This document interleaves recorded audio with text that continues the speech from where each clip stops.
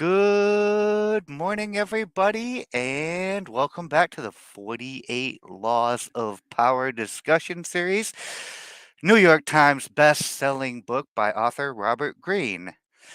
Today, I am honored to introduce, for those of you who are new, who haven't been here since the very beginning, Miss Divinity, who we last saw during Law 4, always say less than necessary.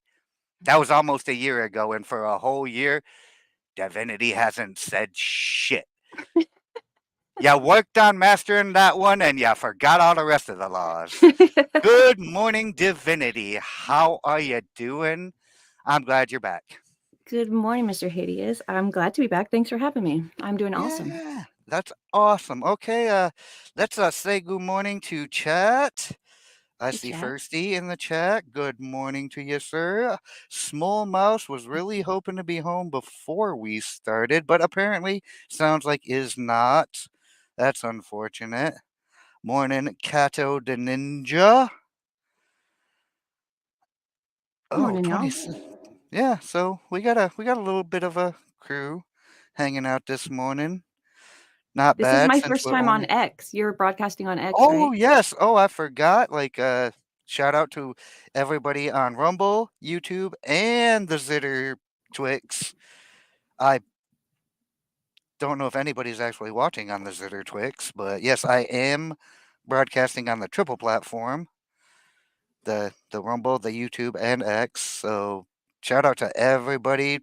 Choose your platform, whatever you like. We gonna do it anyway. So, man, oh man, this feels like old times. Yes, sir. Except my audio quality is not as shite as it used to be, and I've gotten a little bit better at these laws. Oh, This is gonna be a fun one now. You what's you today? requested what's today? Like, what is the law? 44, what's it called?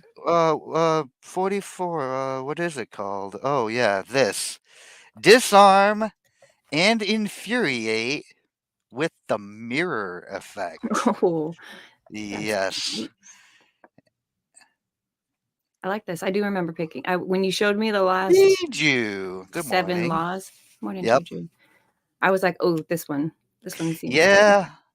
I mean, just a bit of an inside joke. I'm not going to tell the whole world our inside joke, but mirrors got some relevance between me and Divinity. So there's a fun story there that none of you get to know. Ha ha ha. Oh, Oh, wow. I'm gonna say less than necessary. But the funny thing about mirrors is the way mirrors can be used to reflect. Hmm. Because the fun thing about mirrors, like they say, and you have heard this phrase time and again, imitation is the sincerest form of flattery. Correct? You've Uh-huh. heard I that have phrase heard that. before? Yes, sir. Yeah. Well, what is imitation except for mirroring somebody else what they're doing, like parroting, if you will. Yeah. And people love that shit. Like, well, they used to. Now they call it cultural appropriation if you got the wrong skin Right? tone. I thought. Yeah, and I'm like, wait, but if you notice the people who always call it cultural appropriation, it's never the people whose culture you're appreciating. It's random liberal white women, almost exclusively. Like you'll find the occasional Karen of a different demographic, but it's almost always the liberal white woman who's out there accusing you of doing all these horrible things, and it's like, yeah, I mean. Bijou says, I've had to talk to Darth about parroting me a few times. I get it. I'm cool. Be yourself, buddy. I'm sorry. I'm kind of like a sponge or like clay. I tend to mold myself to be like those around me. I try to blend in with all the people. It's a whole loss. Somewhere back in the earlier chapters, we talked about like blah blah blah, ghost in plain sight. I would probably. I probably remember that. But the fun thing about mirrors is, well, another saying, we are all our own worst critics. And that's a mirror effect too. That's a self mirror effect. Like if you're looking in the mirror at yourself, you're going to see yourself almost always in a less favorable light than everybody around you sees you, or you might be a sociopath. Those Yes. are kind of your options in that regard. Like if you're not the most critical person on yourself, there that's not natural. That's not normal. So the mirror effect works in a lot of different regards. Like Mousy stated earlier, and I didn't intentionally skip this, but Mousy said smoke and mirrors, which is another way to use what appears to be as a manner of deception. Mirrors are also good at deflection. Morning, meat. Good morning to me. And Cool Gamers here as Good well. morning, cool gamer. Yeah, I seen that too. Welcome. I know you're new here. I mean, you're not new to either of us, I don't think. I think I've seen you around a bunch of places, and Divs being one of them, if I'm not I know a lot mistaken. of cool gamers. I'm not sure. I mean, you got some cool peoples in your circle. I'm not gonna lie to you. I wasn't certain about them at first, especially all them people that came over from the Paul community, like Firsty and a meat. But Your meat's they've cool. gr- they've grown on me, like except for Like, except for Evil Doug. I mean, we're not gonna talk about my love hate relationship with Paul. He loves me, and I hate him. No, I'm you just love kidding, Paul. you love I'm just him. kidding, Paul. If you're listening, that's a joke. Yeah, you know I love you, but I'm gonna fuck with you because it's funny. Careful. They I have a hard time with the mean, jokes over there. oh no, that not that sense of humor. They're very sensitive. Ah, that's sensitive. That's not good. Oh yay! Mousie's on her way home and will be joining us in that momentarily. Uh, did I hear something in your background? My dog, Oh, he's just getting comfortable, it but he needs sounded a lot like of. that sounded like a kid talking. I was like, do you have to like Oh, step out? Because I could read this no. judgment if you have to, but since you're No. here, Let me like, make sure.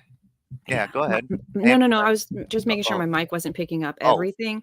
oh no, There is a TV going in another room a little further away if you I can hear can't that. hear any of Okay. that. Okay. Yeah, that was just Like I checking. heard the dog make a grumbling noise, and it sounded like a moody teenager, and I'm like, Yeah. wait a minute, like are you being summoned right now? Because He I caught can your cover. vibe. That's his vibe. He's moody Yeah. teenager. Uh, I mean, that's my vibe, like pretty much every other day. So it's a fun situation.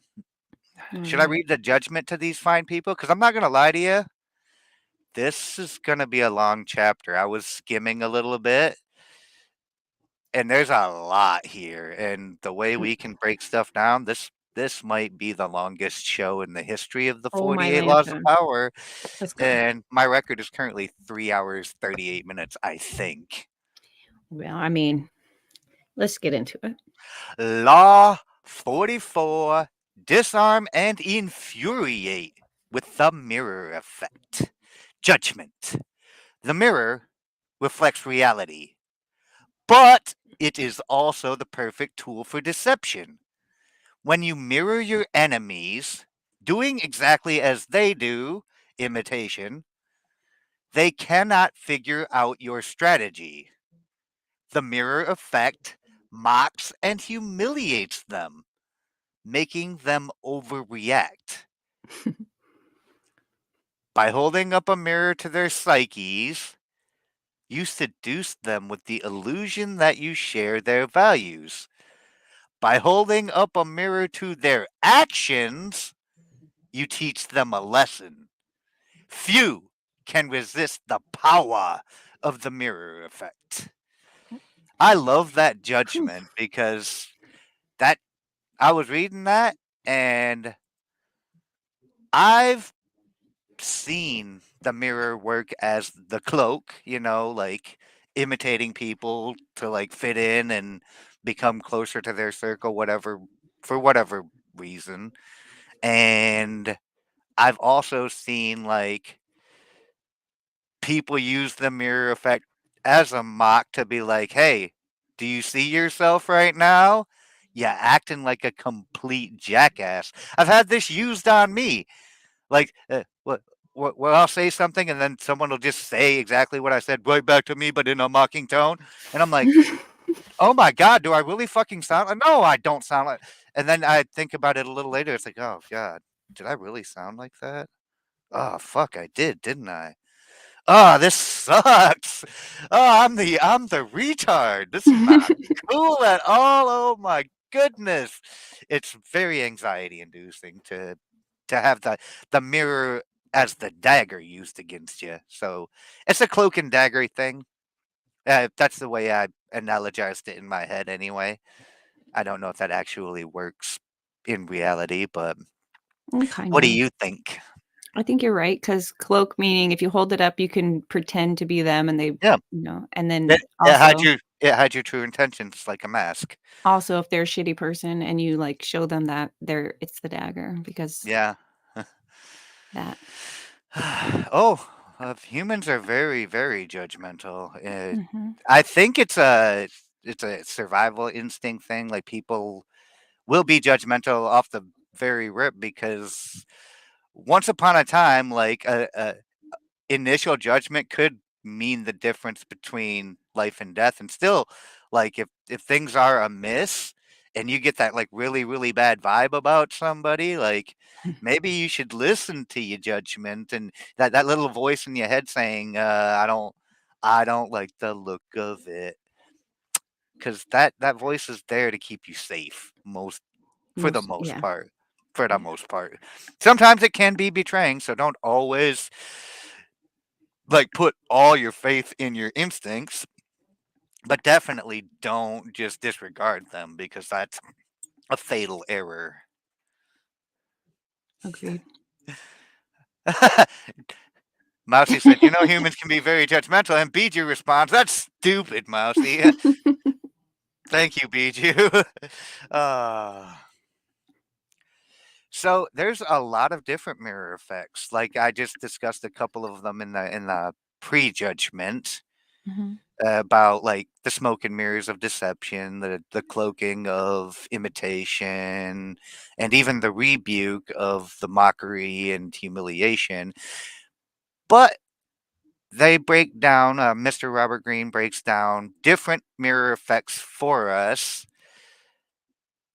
Okay. And we'll start with the preliminary typology. Mirrors have the power to disturb us. Gazing at our reflection in the mirror, we most often see what we want to see. This is where I come back to my statement of like when you look upon yourself, and I meant that metaphorically as gazing internally, Hmm. which I believe is also the intent here. But we are our own worst critics in most cases, or sociopaths. I mean, there's that other end of the spectrum. Doesn't Hmm. seem like there's much middle ground, though. The image of ourselves with which we are most comfortable, we tend not to look too closely. Have you ever met anybody with a complete lack of self awareness? Hmm. That's these people right here. That's most people, actually. Most, yeah. Ignoring the wrinkles and blemishes. Hmm. But if we do not look hard at the We do. reflected image, oh, if we do, okay, thank you. You read more gooder than me. I'm bad word English man. But if we do look hard at the reflected image, we sometimes feel that we are seeing ourselves as others see us, as a person among other people, an object rather than a subject. That feeling makes us shudder. We see ourselves, but from the outside, minus the thoughts, spirit, and soul that fill our consciousness. We are a thing. Mhm. Which is funny because we was just talking about this a bit before the stream about like how difficult it is for people to look at themselves truly objectively, Mhm. because most people don't, they lack the self-awareness instinct to truly like, okay, this is what I think about it, and they let their own emotions get in the way of their interpretations of like the image they present to the world, because you have your own values, your own soul, your own spirit, your own thoughts, your own Right. feelings about like who you are. And who you are is like the essence of your identity. For you to rip that open and be like, okay, this is who I am as far as I'm concerned. But to truly break that down and look at like, what does the world see though? Do they see the same person that I see when they see me? Or do Mhm. they see something else? And for me, that shit's like awful to try to like. I do try to do it. I'm not very good at it. Like the when I get introspective, I usually take it to the extreme, and it's like, okay, well, I'm overly unnecessarily critical of myself. And I think a lot of people have that issue when they try to be reflective of themselves. They tend to focus too much on what they feel or what they sense needs improvement in the eyes of others, and not so much in the like, okay, well, I have these faults, I have these like strengths, uh, but you need to continue to work on your strengths as well as your faults as well. You can't just focus all on the Right. negative. You gotta let yourself be the wonderful side of you too. I agree.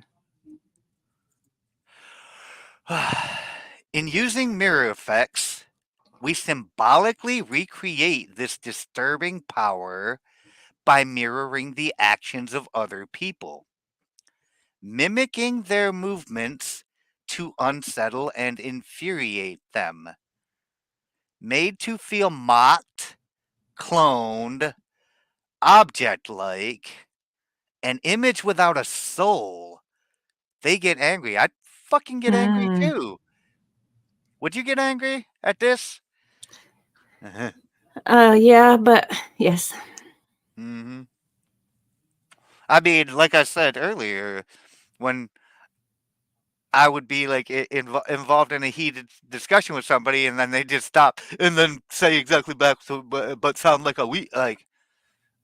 Oh man, the mockery is instantly infuriating too, because Yeah, you but might what are you you might mad not have about? even Are you yeah. mad because they made fun of you, or are you mad because they're not listening? The maddening part in that is like, okay, what do you great, I I sound like a mean, retard and I can't say it's my words, but yeah, let's have a conversation. it's a little bit of both, because a, you're not listening or comprehending what I'm saying, Mm. and it's not hitting you, but your response to it is also a hostile response as well. And it's like, I know I don't sound like that. Even on the occasions that I do sound like that, I know I don't sound like that, except for sometimes you do. And yeah, I mean, there's a little bit of like, okay, this is clearly not making any sense to you.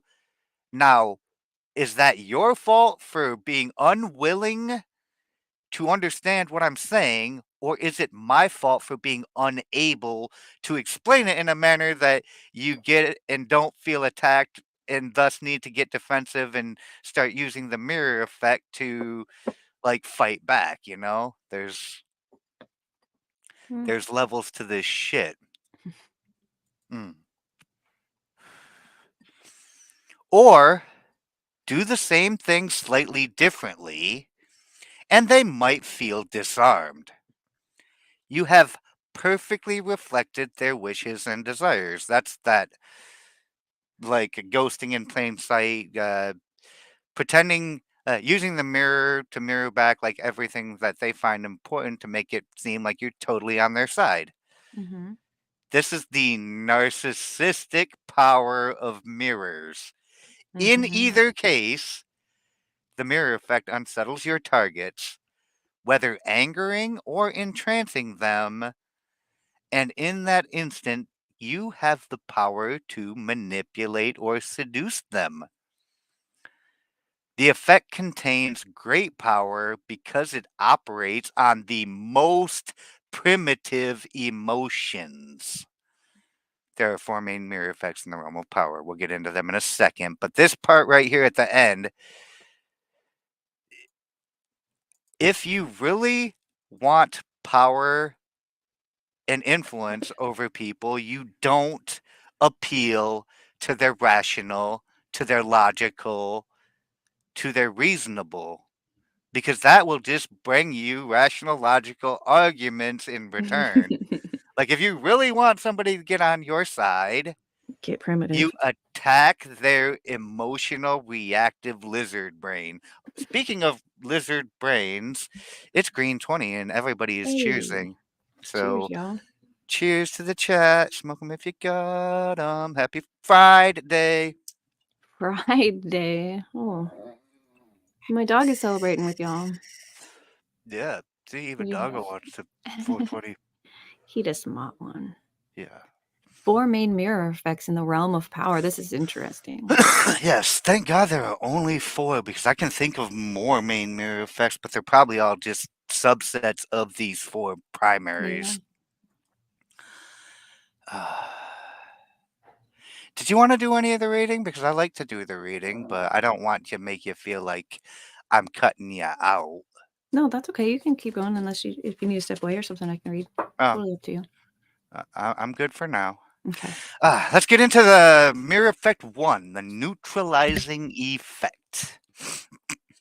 In ancient Greek mythology, I will word one of these days, the Gorgon Medusa had serpents for hair, protruding tongue, massive teeth, and Ooh. a face so hideous, oh, that's my namesake, that anyone who gazed at her was turned into stone out of fright.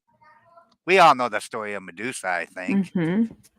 But the hero Perseus managed to slay Medusa by polishing his bronze shield into a mirror, then using the reflection in the mirror to guide him as he crept up and cut off her head without looking at her directly.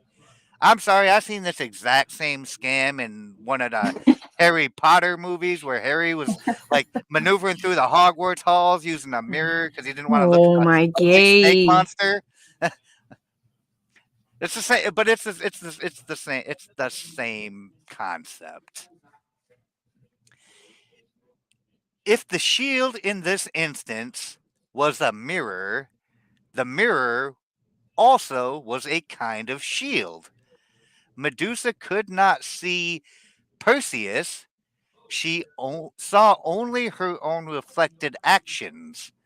And behind this screen, the hero stole up and destroyed her.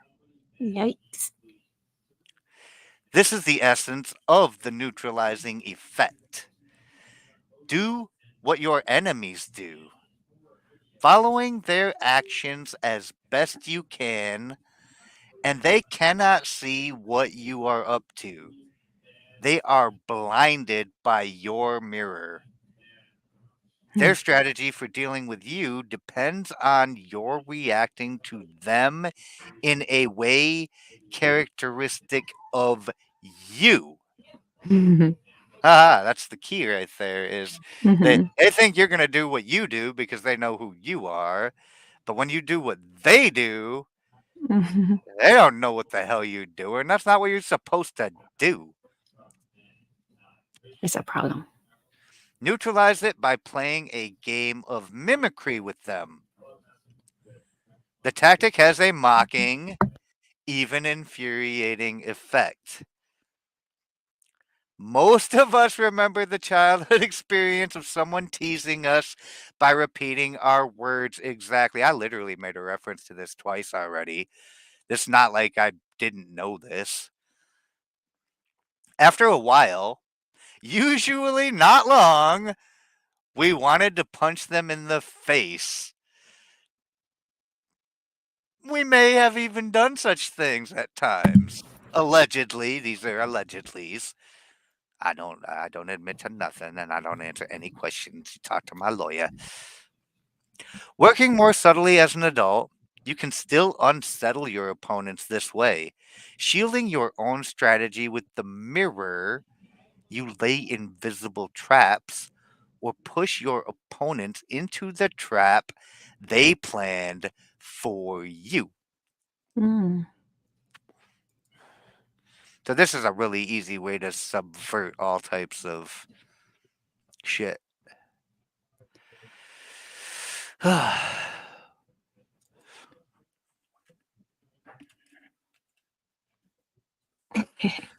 Anyway, oh, I didn't even say because I was like in the middle of being in the zone. I did not even give a shout out to Senor Fuck Rumble, Mike Gohagen. Buenos dias, amigos. Feliz el viernes, which is Mexican for good good morning, friends. Happy Friday. Fun mirroring actions you want them to do, then watching their subconscious comply. That's one. It's also fun mirroring shit that. Oh, Deb.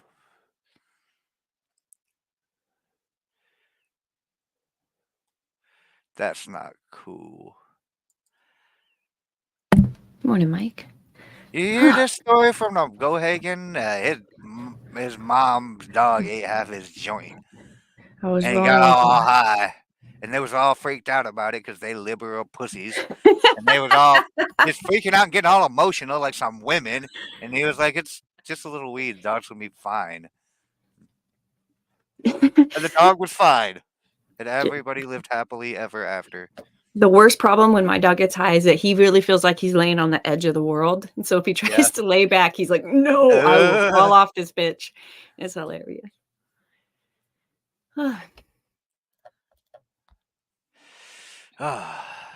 Okay.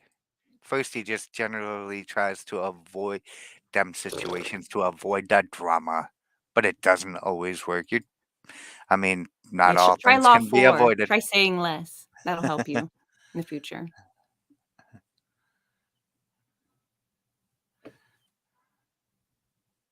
Oh, Charlomania is here too. Hi, Hey, Charlomania. good to see you. Just know, Charlomania, for the record, that we got a bunch of mirrors set up for the show. So if you use your Jewish space lasers, just understand we got space laser bouncers over here. Be Yep, careful. it's the mirror dome. Yeah, so we got a mirrored dome around the studio this morning. So Watch look out for that. it. This powerful technique has been used in military strategy since the days of Sun Tzu. In our own time, it often appears in political campaigning. Pause. Mm, How many times do we watch the stupid politicians come out and tell you exactly what their plan is by listening to them accuse the other guy of doing all the things they do? mhm. That's Yeah. a weird mirror, but Yeah. Well, they come out and they're like, "What do you guys want? You want no abortion? yeah, Me too, no abortion. What yeah, else do you say? MAGA? Yeah, MAGA. What else are you guys saying? that's a Border, it's just that's yeah, the mirror. They're like, "Yeah, what that's he the said." perfect that's the perfect sell right there. Like just whatever the popular Mhm. talking points are, just promise them everything, and Mhm. as politicians always do, give them nothing. Only give to yourself. Like, but definitely every 4 years, make sure you know what's bothering the people, so you can promise them solutions to it. That is the mirror. You're right. It is also useful for disguising those situations in which you have no particular strategy yourself, Mhm. and that makes you adaptable. You just mirror what he's doing after you watch him for a bit. Like, Mhm. this is the warrior's mirror. So that was the Ooh, first mirror, the warrior's mirror, that which wouldn't. is the neutralizing effect. I don't know what the last word to this little fable here is, but I read it because Hmm? I was skimming through earlier and it looked interesting. Okay. So I'm gonna actually read it, and I'm gonna make up the end of this title because this is a Pilpay fable, was ancient Indian uh, writer, and I looked and looked for this particular fable to figure out what. So we just gonna call it the merchant and his dumbass friend, dumbass lion Merchant ass and friend. his. Yeah, it just says the merchant and his, but we're gonna finish this title: the merchant and his dumbass lion friend. A certain merchant once had a great desire to make a long journey. Now, in regard that he was not very wealthy, it is requisite, he said to himself, that before my departure I should leave some part of my estate in the city, to the end that, if I meet with ill luck in my travels, I may have wherewithal to keep me at my return. Hmm. To this purpose, he delivered a great number of bars of iron, which were a principal part of his wealth, in trust to one of his friends, desiring him to keep them during his absence, and then, taking his leave, away he went.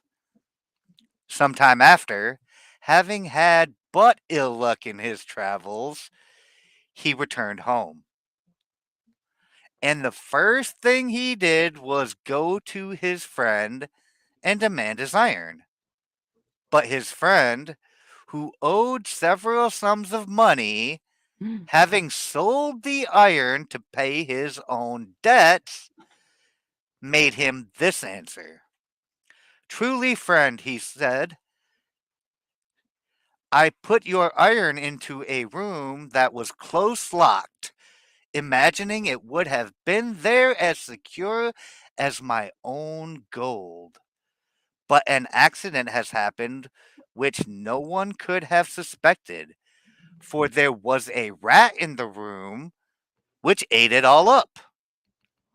The Dang. merchant, I mean, he That's ate a up all hungry your rat. iron. That's a very hungry rat. Like, I would have left that room if that's what you got for a diet. The Mm-hmm. merchant, pretending ignorance, replied, "It is a terrible misfortune to me indeed, but I know of old that rats love iron extremely. I have suffered by them many times before in the same manner, and therefore can the better bear my present affliction." That's that's a great response, right? Like, No. no, but that was the most ridiculous lie I think I've ever heard. So I love that response. This answer extremely pleased the friend. He loved it too, Yeah. who was glad to hear the merchant so well inclined to believe that a rat had eaten his iron, and to remove all suspicions, desired him to dine with him the next day. The merchant promised he would, but in the meantime, he met in the middle of the city one of his friend's children. Mm. The child he carried home and locked up in a room. Oh boy. The next day he went to his friend, who seemed to be in great affliction, which he asked him the cause of, as if he had been perfectly ignorant of what had happened. "Oh, my dear friend," answered the other, "I beg you to excuse me, if you do not see me so cheerful as otherwise I would be. I have lost one of my children. I have had him cried by sound of trumpet, but I know not what is become of him." "Oh," replied the merchant, "I am grieving to hear this, for yesterday in the evening, as I parted from hence, I saw an owl in the air with a child in his claws. But whether it were yours or not, I cannot tell." "Why, you most foolish and absurd creature," replied the friend, Are you not ashamed to tell such an egregious lie? An owl that weighs at most not above 2 or 3 pounds. Can he carry a boy that weighs above 50? Why, replied the merchant, do you make such a wonder at that? As if in a country where one rat can eat 100 tons weight of iron, it were such a wonder for an owl to carry a child that weighs not over 50 pounds in all. Gotcha, bitch! Gotcha, bitch. The friend, upon this, found that the merchant was no such fool as he took him to be, begged his pardon for the cheat which he had designed to have put upon him. Oh, wait, never mind. I missed that. Yeah, no, wait. Restored him the value of his iron, and so had his son again. And I had to read this one just because just how this funny shit played out, because it's great when somebody just straight lies to your face and you know they're fucking lying, so you just go with it and lie right back to their face, and then you pull the gotcha, bitch. And he did. I was almost peeing on myself. I was laughing so hard by the end of this. I was like, yeah, that's what you get. Oh Well, yeah, a rat ate all exactly. your iron. Oh, it's so funny to make people mad in this way because you're like, okay, I guess these are the rules. I'll be right back. I'm going to play this game just like you. And you come back and you play the game with their new rules that they fucking put in effect. And they're like, this is not fair. You're like, right? I know. But you started this. Oh wow, we got a raid from the T3 crew. Hey, Shelly and gang, welcome, welcome. gang, gang, Yeah. gang. There's a shit. Yeah. But wasn't that amusing? Yeah.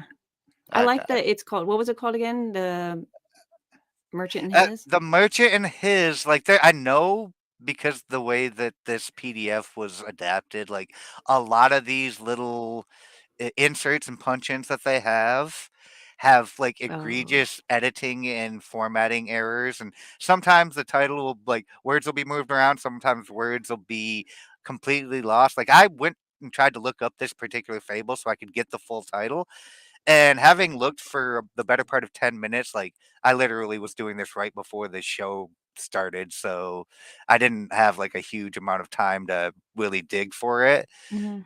But I couldn't find it at all, so I finished the title myself, The Merchant and His Dumbass Lion Ass Friend. But why are you uncomfortable with just why not just being called the Merchant and His? Yeah, I don't mind it. It's just The Merchant and His blank. I No, just think that there's his. some The On what Merchant is and His. his? His Oh, yeah. iron, The Merchant his and His. Yeah, there we desire to go. play the game.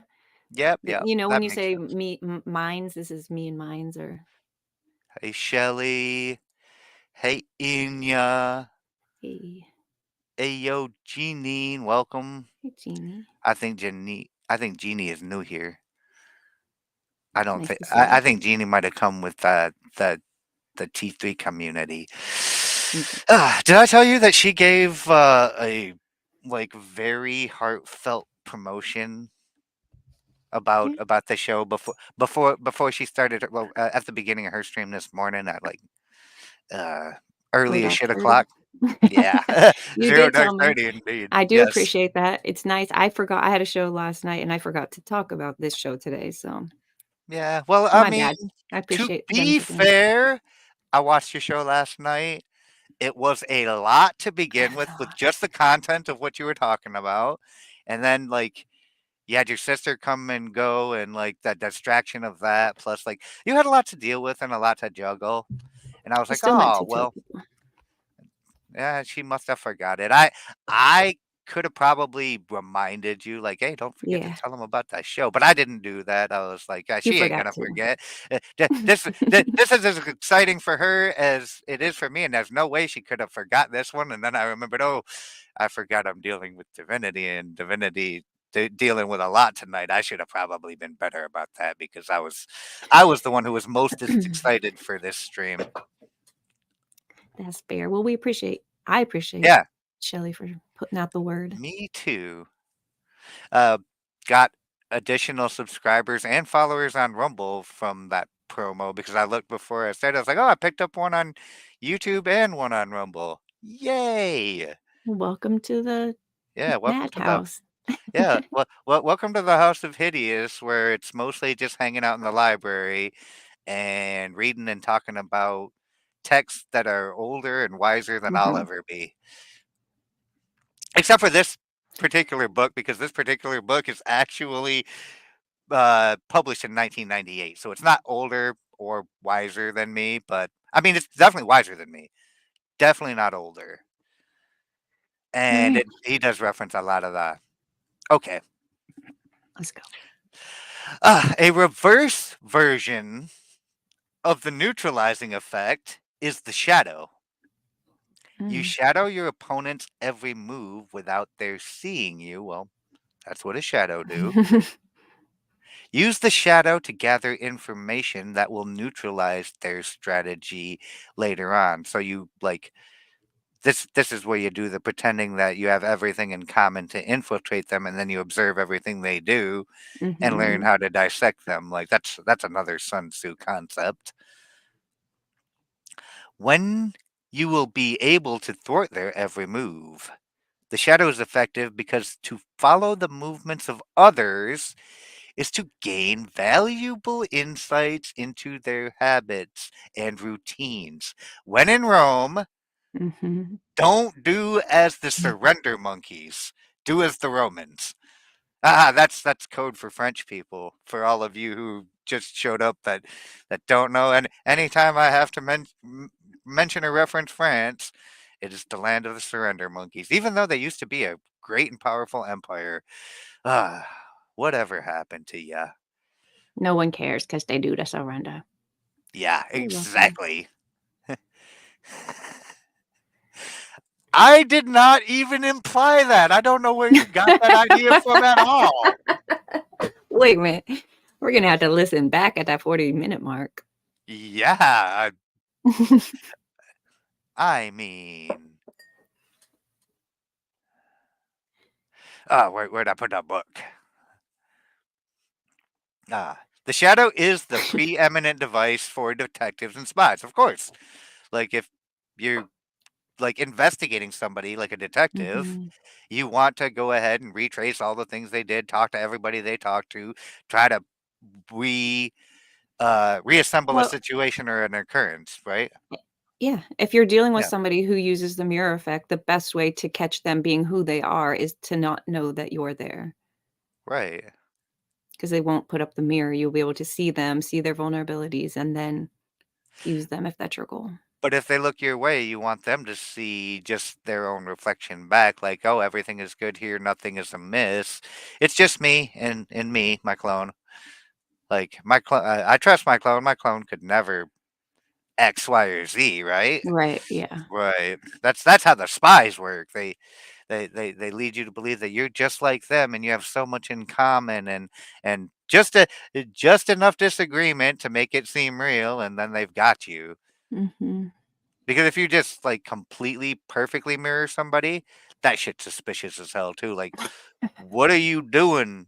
Are you one of those stalkery, narcissistic? Like, are you gonna try to kill me and assume my like life and my identity and shit? Like, I've seen those movies. I know what you're up to. Yeah. "You're gonna wear my face tomorrow." Yeah, exactly.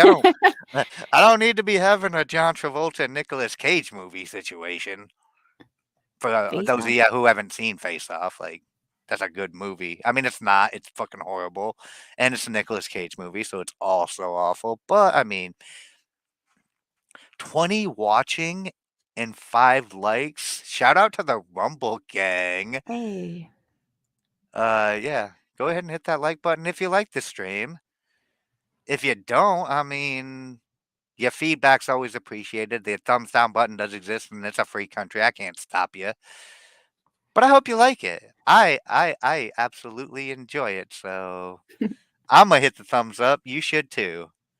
See, that's me doing the mirror effect right there. I think maybe, hopefully, I don't know. I'm so nervous. uh, are we ready to get into this one? This is going to be the Mm. fun one. Mhm. The Narcissus effect. Gazing at an image in the waters of a pond, the Greek youth Narcissus fell in love with it. And when he found out that the image was his own reflection, and that he therefore could not consummate his love. Oh, gay! I He could mean, have tried. I mean, they call it masturbation. He It's did try. It says he drowned himself. uh, he despaired and drowned himself. Oh yeah, he was like, "I'm going to fornicate with that lovely man in the lake and do all of the gay sex."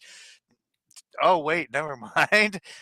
He did. uh, all of us have a similar problem. We are Mhm. profoundly in love with ourselves. I mean, I'm questioning your proposition on its face right now, Mr. Greene, Why? because I find that more people are not most people are not profoundly in love with themselves. I find Mm, like a trend of like deep-seated like dissatisfaction with the self, not so much like a self-loathing, but usually with most people, it's a deep-seated dissatisfaction with themselves. They search for love and validation in things like career success or being liked by a great many people or being the best at whatever thing that they're good at, which are all fine pursuits in their own right. Like I get it. However, like true contentment with yourself, true love for yourself comes from within accepting yourself. It doesn't come from any sort of validations you can get externally because all of those things can come and go. Like friends come and go. That game that you're really good at, say you're a really good basketball player in your 20s, are you still going to be as good of a baller in your 40s? I mean, unless your name is Kobe, probably not. indeed, indeed. Yeah. So like things fade, like all temporary ass things of the world fade. So true love Yeah, comes but from most people Jesus. don't figure out themselves or who they Right. are or any of that deep shit. They're Right. in love No. with themselves and their Mhm. ego, and they don't Mm. change because they would have to admit that they're wrong. They're so in love with themselves that Oh they would hate wow. for that to be true. See, this is I why I find love doing these conversations with you specifically because this is my own like narcissistic feedback loop of thinking that because I am more introspective and I tend to associate with people who are more introspective, but I do know that most people are like generally unaware, completely obtuse sheep who really do believe their own hype. Like I wouldn't have considered that though because that's not my regular experience in this case. I'm thinking about it a completely different way. But you like you're 100% correct as well. Like most average people that are in the world like that I don't actually associate with much, you're right. Like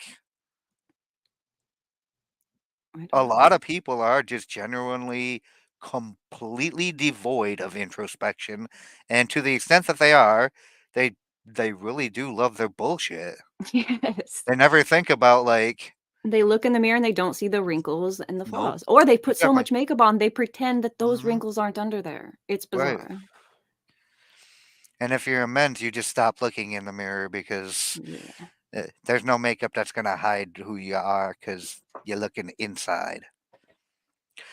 But since this love excludes a love object outside ourselves, it remains continuously unsatisfied and unfulfilled. Now I'm confused.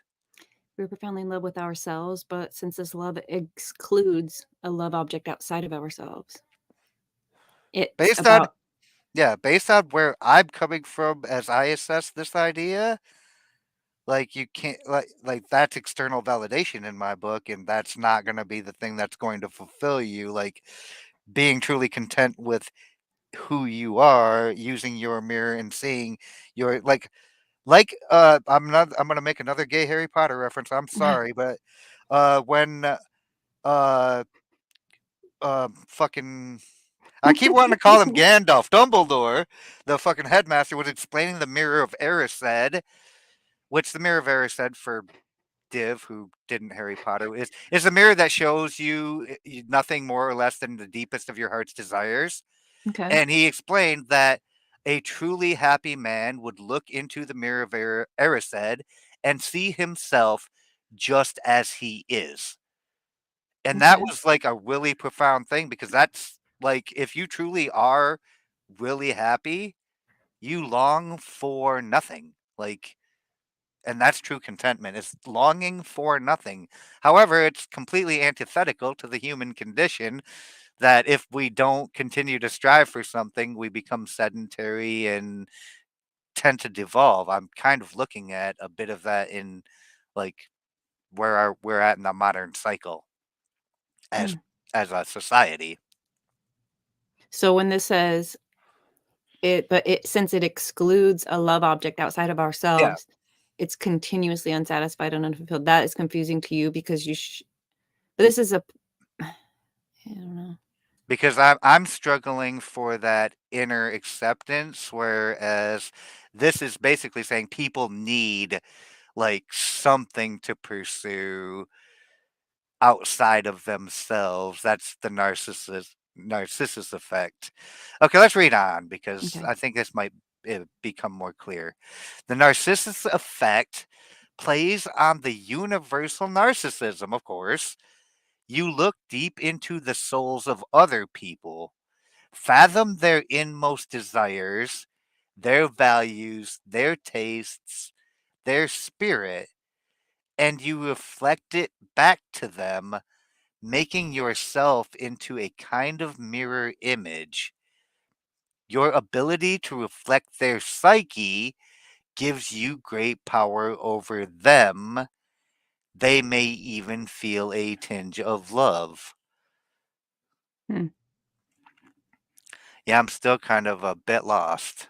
Me too. That doesn't actually explain much to me. I think it's actually about to become very self Yep. evident that this is just straightforward what it is. This is simply the ability to mimic another person, not physically, but psychologically. And it is immensely powerful because it plays upon the unsatisfied self love of a child, because a child doesn't understand the concept of self love. Like, they understand the concepts of external things that bring them pleasure. Mm. Normally, people bombard us with their experiences, their tastes. Oh, God, ain't that the truth? They hardly ever make the effort to see things through our eyes.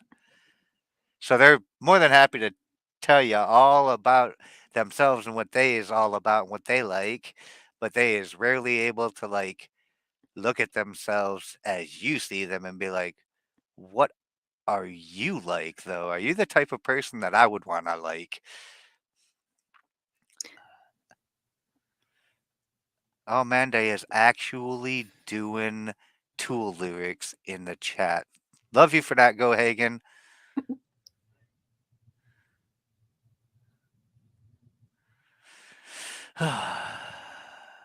Okay, chat's being chat. I love them.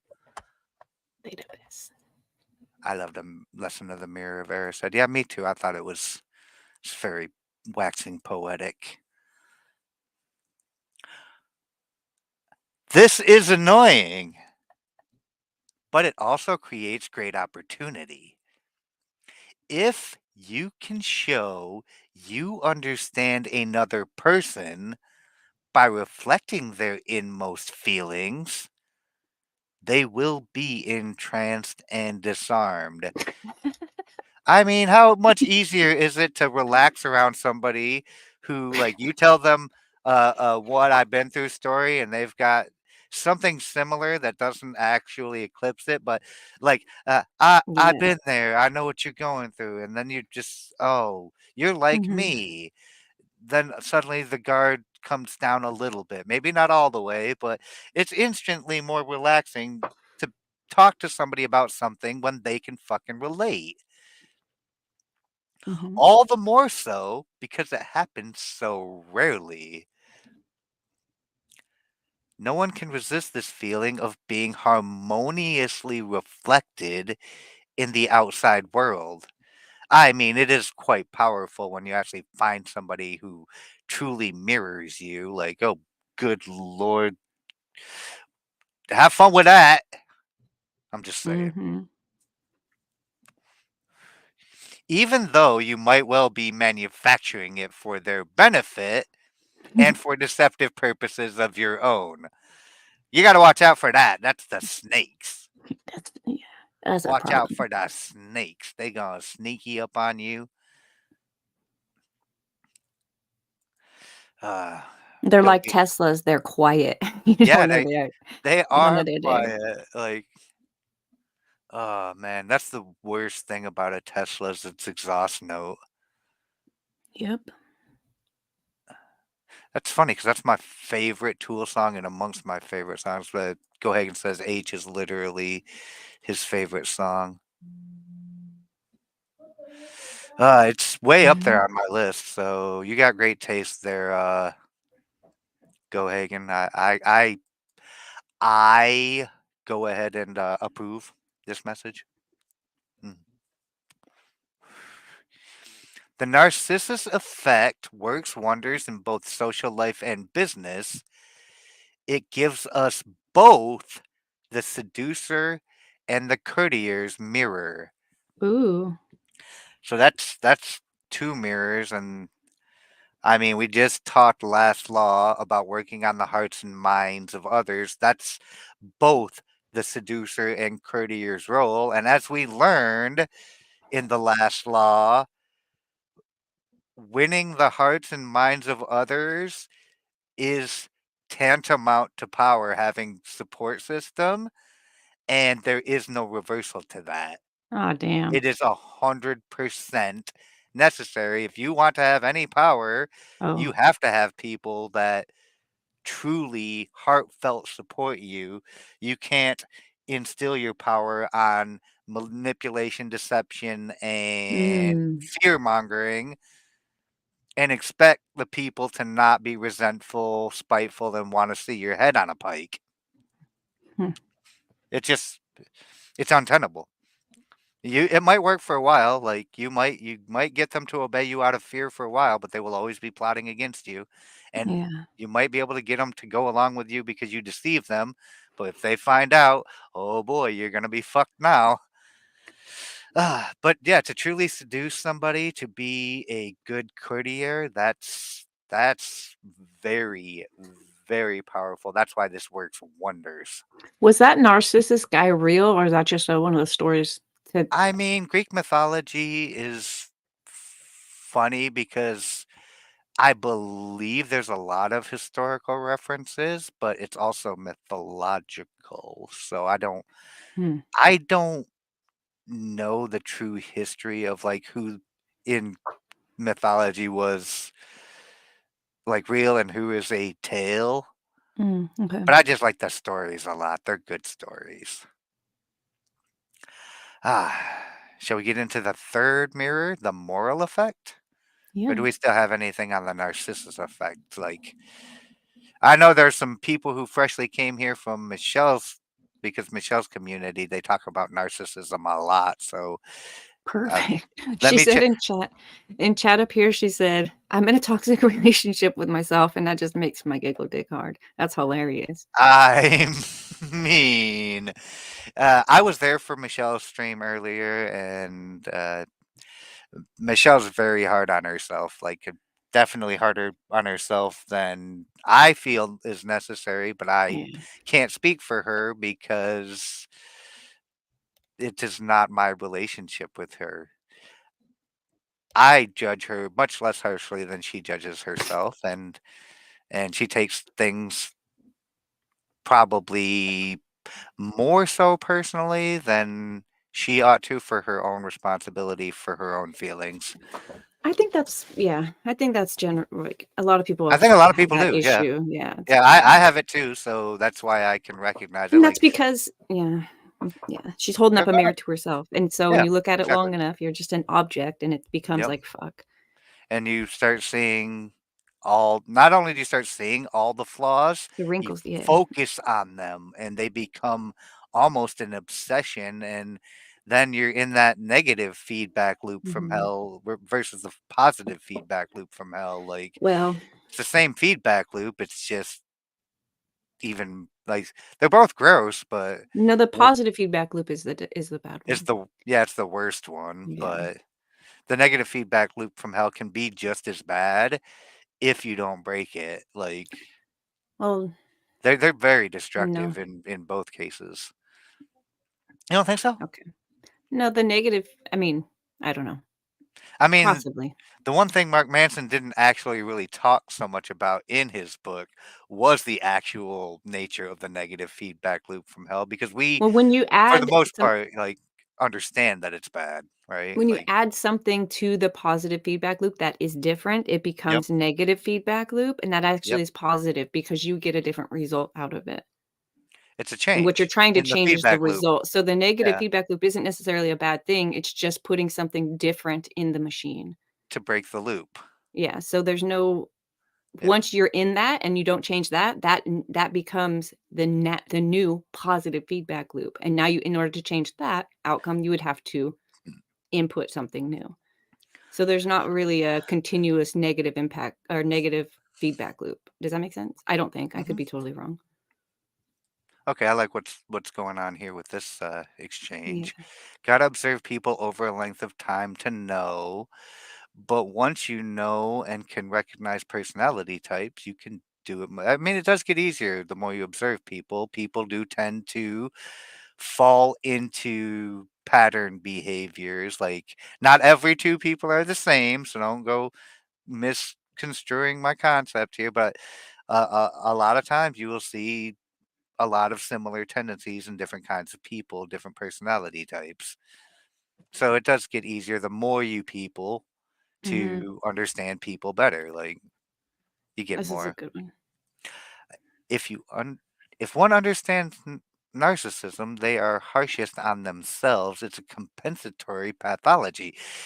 Or true. Like Right. if you understand, because I I don't you think can see it. yeah If you can see it, yeah then you could see it. And it's like yeah and everyone has narcissistic traits. You're not a yeah narcissist unless you have exactly. I them was just all. gonna So, say. yeah, so you do see them, and then you try to work on them, and then you're like, yeah, it's Trying definitely to work a loop. on your narcissistic traits is like one of the key indicators that you're not a fucking narcissist. So stop telling yourself you are if you're aware True. that you have these tendencies and these traits. And yes, Yeah, two very different things. I believe you are correct. Ah, the moral effect? let's go. The power of verbal argument is extremely limited and often accomplishes the opposite of what is intended. We just went over this in a law very recently as well. As Gracian remarks, the truth is generally seen, rarely heard. This is the whole lead by example, be the change you want to see in the world type You will of know them by mirror. their fruit. That the moral effect is a perfect way to demonstrate your ideas through action. Quite simply, you teach others a lesson by giving them a taste of their own medicine. I mean, if you want to make the rules this way, okay, we'll play it your way. Mhm. That's Very what simple. I've heard you say it before. It's one of my favorite things to say, "Keep your words sweet in case one day you gotta eat 'em." Yeah, keep your words sweet. You may have to eat them. I do You like that one. I do forget it, and I oftentimes find myself eating some unpleasant words because I'm better in theory than I am in practice with all right. of this shit. Yeah, you need narcissistic traits to cultivate a survival instinct. You're right. I mean, uh, that's self-love and self-value is a narcissistic trait. Like, if you were truly sacrificial, it'd be very hard to survive because you wouldn't care. Well, that's probably why this thing started with saying you have to appeal to their what was it? Their wasn't survival.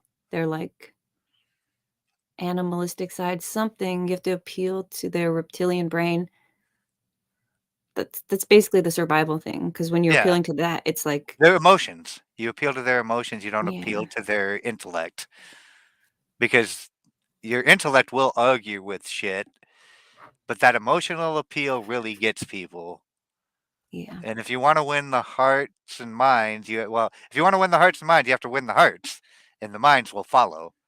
Well, because Because if you, like, hold up a mirror and you're like, Mhm. "Hey, you're gonna die," it's like, "Okay, I might not have paid attention to this before, but die? That's a problem for my life."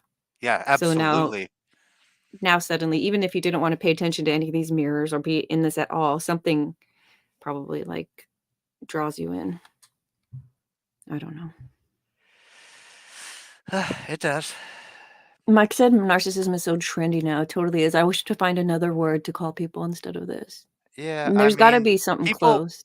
people love to throw that word around to anybody who exhibits any sort of narcissistic traits, which we all do, and people just love the fucking buzzwording with this shit. Like the word games that are being played in current culture, find dreadfully distasteful. That's why like certain people want to go ahead and redefine words so that when they lose all their meaning, they can't be used against them. Don't be a It's racist.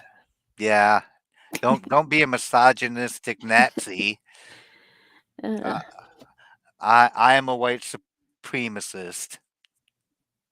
it's using their subconscious mind because their conscious mind will know better. Yep, Yeah, exactly. that's what I was trying to say. Yeah, absolutely. That's why the appeal to emotion is so powerful and the appeal to logic and reasoning. Well, that doesn't get you much channel growth, I'm not gonna lie. I am steadily growing because there are logical, rational people out there, and I love all of you who are using your brains for something other than keeping your head from caving in.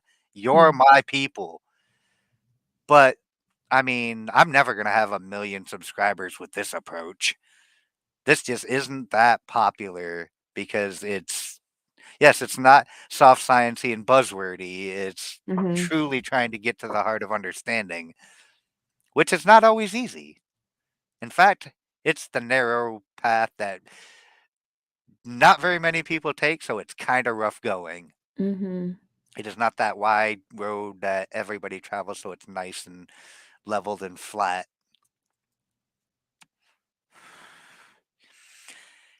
In the moral effect, you mirror what other people have done to you and do so in a way that makes them realize you are doing to them exactly what they did to you. This is kind of like the man in his, or the merchant in his. Mhm. Like, he clearly screwed you and lied to your face, so you screw him and lie to his face. And I was like, how dare you lie, bitch? Oh, yeah, Dope. got me. Dope. All right, here's your money. Can I have my kid back? Yeah, sure. Go ahead. Like, what am I going to do with this kid? He's no value to me. He's, I just want my money back. Well played by the merchant, though. I give him Mhm, big credit. You make them feel that their behavior has been unpleasant, as opposed to hearing you complain and whine about it, which mm. only gets their defenses up. Can confirm. I'm sorry, like, I can confirm this. I've been that complainy, whining son of a bitch before, and it's just like, "Yeah, what are you mad about? Give them a dose of that and see how they like it." Sometimes it's necessary to fight fire with fire, so to speak.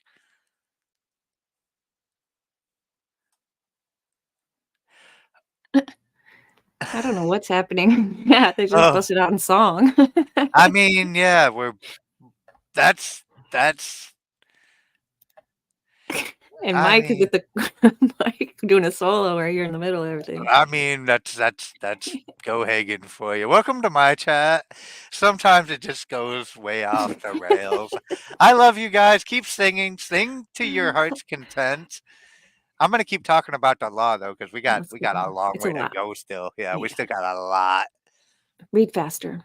I'm working on it, and I should probably stop a little bit less, but there's Agreed. so much to talk about, and it's been so long since I've got to be able to do this and talk about these with you. That's what made it fun in the first place is you have a tendency to have a variety of mirrors of your own that make these conversations like, oh shit, I have to do thinking work outside of just my normal level one thinking of this is where I stand. I now have to question where I stand because I didn't look at it from that angle through that reflection. So thank you. Oh, that's Anyway, nice. and as they feel the result of their actions mirrored back at them, they realize in the profoundest sense how they hurt or punish others with their unsocial behavior. You objectify the qualities you want them to feel ashamed of and create a mirror in which they can gaze at their follies and learn a lesson about themselves. I hate Hmm. having this fucking moral effect mirror turned on me. It is such a pain in the ass because, yeah, you right. This technique is often used by educators, psychologists, and anyone who has to deal with unpleasant and unconscious behavior. School guidance counselors fall into that. Parents, I think, fall into that. I mean, this is the teacher's mirror. Whether or not there is actually anything wrong with the way people have treated you, however, it can often be to your advantage to reflect it back to them in a way that makes them feel guilty about it. So even if they didn't do anything wrong, you could still manipulate them with this shit. Even if like what they did was well within the justifications, you can still weaponize your response. Don't ever think you can't. Yikes. Yeah. Yikes indeed. Let's move on a little bit from this one. I don't like this mirror very much. It makes me look fucking stupid. Does this mirror make me look dumb? Now that's you, yeah. No, that's me. The hallucinatory effect. Oh, great. We're going to use the funhouse mirror in this one. Yay. Mirrors are tremendously deceptive, for they create a sense that you are looking at the real world. Hmm. Actually, though, you are only staring at a piece of glass, which, as everyone knows, cannot show the world exactly as it is. For instance, mirrored reflections are backwards from Mhm. reality. Everything in a mirror is reversed. That's what I just said. Yeah, you interrupted Mr. Greene. Yeah, I did interrupt him. My bad. That's what I was going to say. When Alice goes through the looking glass in Lewis Carroll's book, she enters a world that is back to front and Ooh. more than just visually. You familiar with Wonderland? Like you Mhm. don't hate that as much as you hate Harry Potter, I hope. No, no, I like Alice in Wonderland. Good. Hopefully they'll keep that reference going, but I doubt it. The hallucinatory effect comes from creating a perfect copy of an object, a place, a person. This Mhm. copy acts as a kind of dummy. Not like me, dummy, but like a ventriloquist dummy. People take it for the real thing. So like a clone or a mannequin. Mhm. Because it has the physical appearance of the real thing. Aha! This is the preeminent technique of con artists who strategically mimic the real world to deceive you. So they show you a perception of reality that is not real, like a funhouse mirror would do. Mhm. Like, yeah, sure, that's you in the mirror, but you don't look the way you think you look. It also has applications in any arena that requires camouflage. Mm. This is the deceiver's mirror, the selective blending in. Like octopus. Did you know that they could do that? Oh, I may have seen a video that Divinity posted on the Zitters about octopi that can actually like blend super quick. Like it was a repost. I might even be able to find it if you give me a That was second. freaking crazy. I didn't know Just, they could do that. do you want to show these people that shit? Because I can. No, we I got a lot to do here. okay, fine. Well, we'll Let's keep doing this. we'll not But do this is that what it feels then. like to me. Like, Yeah, yeah, and that's a great example. Like, or like a chameleon using its camouflage to blend in mhm. with its surroundings. I didn't realize the extent that octopi could do that until I saw Octopussy. that octopussy. Okay, fine. You win. I like it better anyway. That's not Ah, what I heard. I mean, Yay. All don't right. judge me for who I choose to shower with on Shower with a Friend Day. Ah, damn it. Okay, that's way funnier in my head than it should be. Observance observances of mirror effects. Observance one. Oh boy.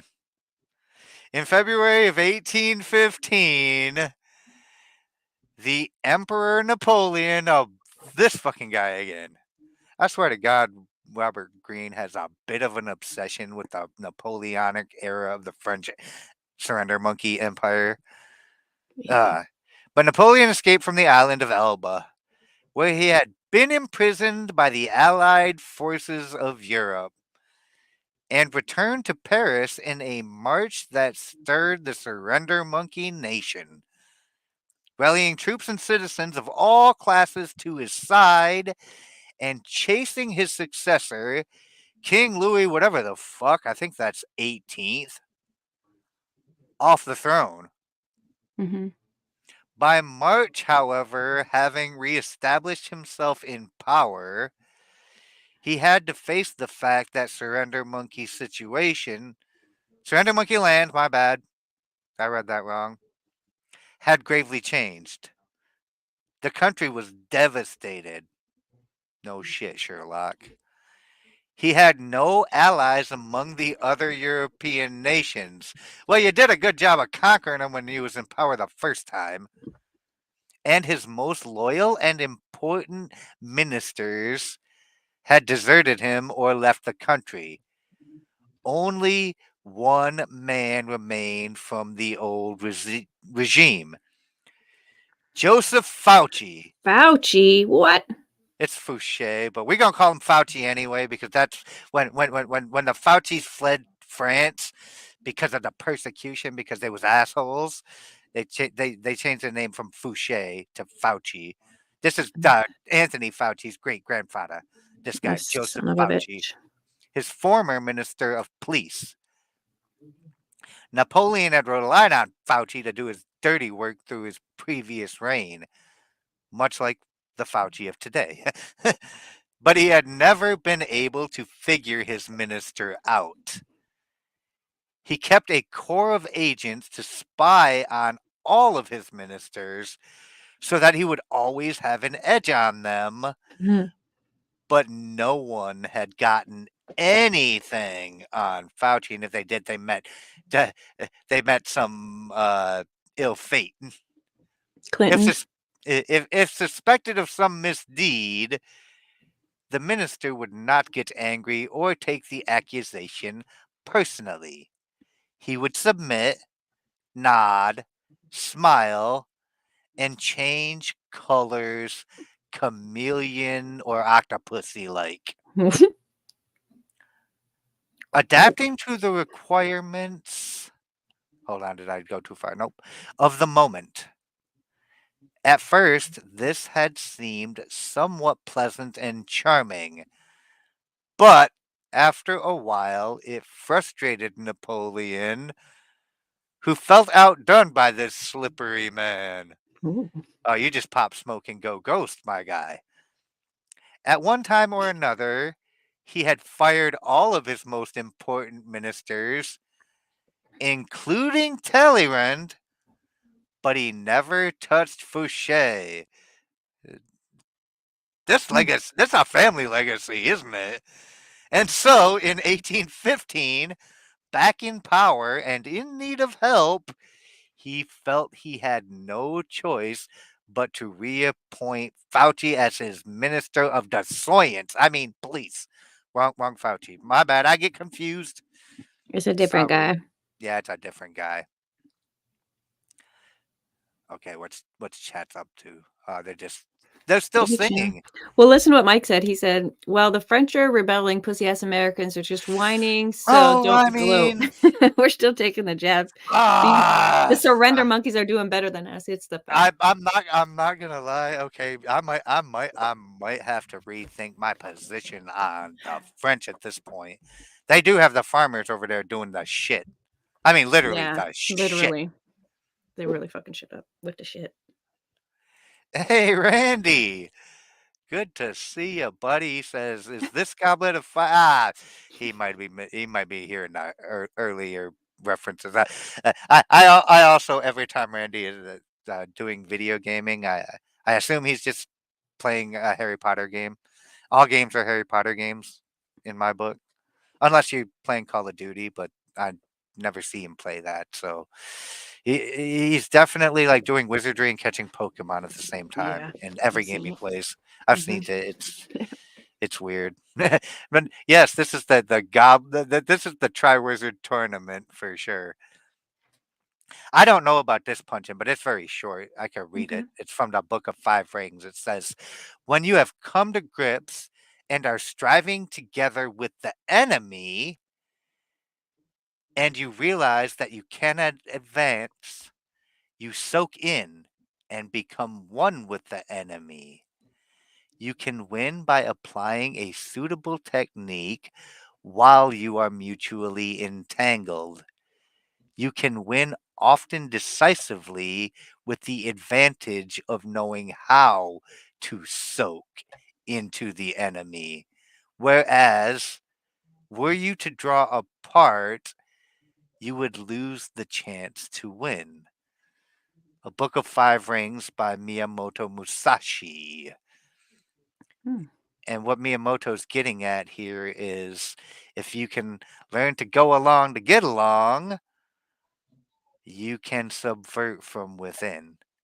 But you have to actually get within. Like, were you to withdraw, they will know that you are hostile. But if you can just blend with them, I mean, this is essentially what's happening to Taiwan right now. And a lot of the people in the Taiwanese government who have gotten the chance to speak out have mentioned that they're very well infiltrated by CCP interests, and there are people that are very popular in their administration that are basically CCP plants, and eventually they will just be driven out by numbers without a single shot being fired. The sentiment will gradually, as pressure increases, return Taiwan.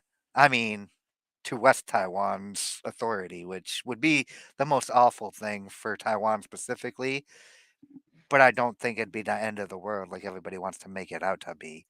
We just want to pick a fight with China. I don't know why. That seems like a bad idea. We just want to pick a fight with everyone. Yeah.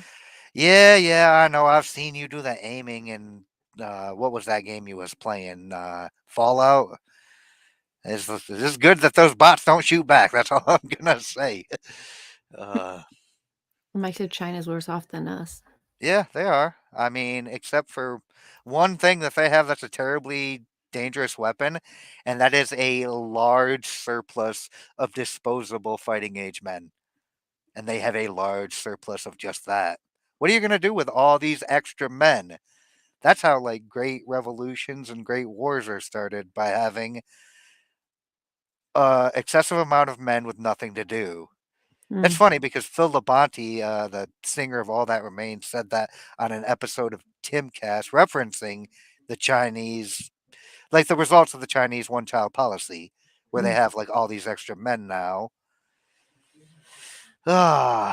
It's like, what do you do with them? Well, you send them to America through the open border, and you deal with your like biggest threat to your power from the inside. And I'm like, son of a bitch, that's happening.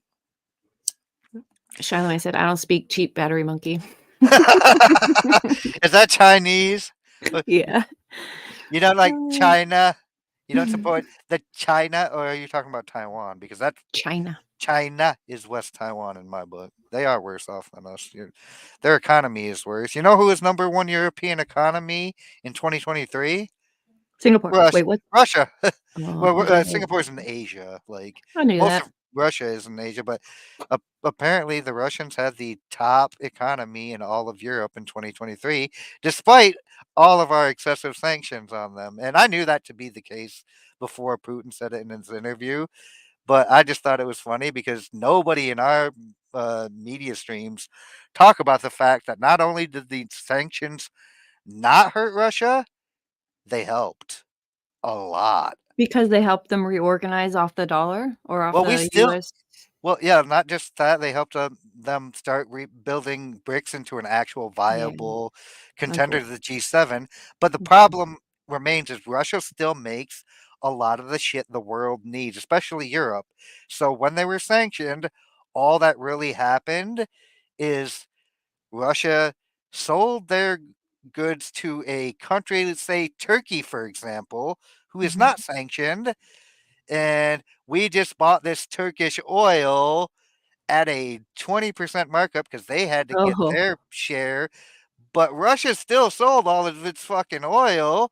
You were just, instead of buying Russian oil directly or Russian ammo directly, you were buying Turkish oil and Turkish ammo that literally just was sold to Turkey to resell because of the sanctions. Like it's all bullshit. It's like the sanctions are just absolute bullshit. Like unless you sanction like every single person they do business, or every single country they do business with, in which case you do just create a parallel economy where they're all like, yeah, go fuck yourself. We're gonna do business with each other, and we don't fucking give a shit about you. yeah, Shai said, "I knew this in 2016, they have no debt." So is Yeah. that why he mentioned our debt so many Oh times yeah. yesterday then? Yeah, Must be 34 crazy to him. trillion. Yeah, Yeah. it's wild because it's so fucking irresponsible for any group in leadership to put their country in such a fucking terrible, like this is how Venezuela happens. Literally. Like every other communist nation, first the like it's all good and then you run out This of other people's money. doesn't that Hey look like it frog. says Russia? Yeah, right. R plus USA, R plus USA, Russia, Russia, Russia. Russia, That Russia, Russia. that does actually look a lot. I know it's the Rumble USA flag, but Yeah, that's funny that it does look like that in the StreamYards. Uh, so, what do you think about having the Rumble chats in the StreamYard side? it's Like, really dope. I mm-hmm. can't figure it out on my side of things yet, but it's pretty dope to see it. I I wonder if you got that link from somebody who like wasn't. Because literally all you need is that little box to put the thing in, and then you go to your Rumble page I and you get get it. the I API from there. But like if it brings you to my StreamYard, which is weird, it shouldn't do that. You But gave me the because link, yeah, so it's you have the admin on my StreamYard, so it's already connected to mine. Like you got to get it from somebody who's got it, who isn't me. I think. Good luck finding one of them. I'm not really looking for it. Hmm. Fair enough, fair enough. But I like it, so I was It's just cool to wondered, like, see it. yeah. Yeah. Anyway, uh, carrying on back to Napoleon and Fauci. Several weeks into his new reign, Napoleon's spies told him that they believed Fouché was in secret contact with ministers of foreign countries, including Metternich of Austria. That's a fun name. Afraid that his most valuable minister was betraying him to his enemies, Napoleon had to find out the truth before it was too late. He could not confront Fauché directly. In person, this man was as slippery as an eel. He needed hard proof. This seemed to come in April, when the emperor's private police captured a Viennese, not Vietnamese, but a Viennese, that means from Vienna, gentleman who had come to Paris to pass information on to Fauché. Ordering the man brought before him, Napoleon threatened to shoot him then and there unless he confessed. The man broke down and admitted he had given Fauché a letter from Metternich, written in invisible ink, arranging Mm. for a secret meet. I always thought invisible ink was bullshit. Hmm. That the gag invisible ink that they sell you is bullshit. It's not the same. It's not the same. Uh, Arranging for a secret meeting of special agents in Basel. Napoleon accordingly ordered one of his own agents to infiltrate this meeting. If Fauché was indeed planning to betray him, he would finally be caught red handed and would hang. I Ooh. almost said red handed because I read ahead too fast. But yeah, red handed and hanged. That's a fun statement. Quit getting your legs from scalpers, Divinity. That's all I I know. mean, uh, Napoleon waited impatiently for the agent's return. But to his bewilderment, the agent showed up days later, reporting that he had heard nothing that would implicate Fauché in a conspiracy. Ah, damn the luck. In fact, it seemed that the other agents present suspected Fauché of double crossing them, as if he were working for Napoleon all along. Napoleon did not believe this for an instant. Fauché had somehow outwitted him again. Yeah, I mean, that's exactly what Fauché wants you to think. What's up, Castro? Oh, Castro's in the mix on the Rumble side, I'm sure, because Yep. Castro don't fuck with YouTube no more.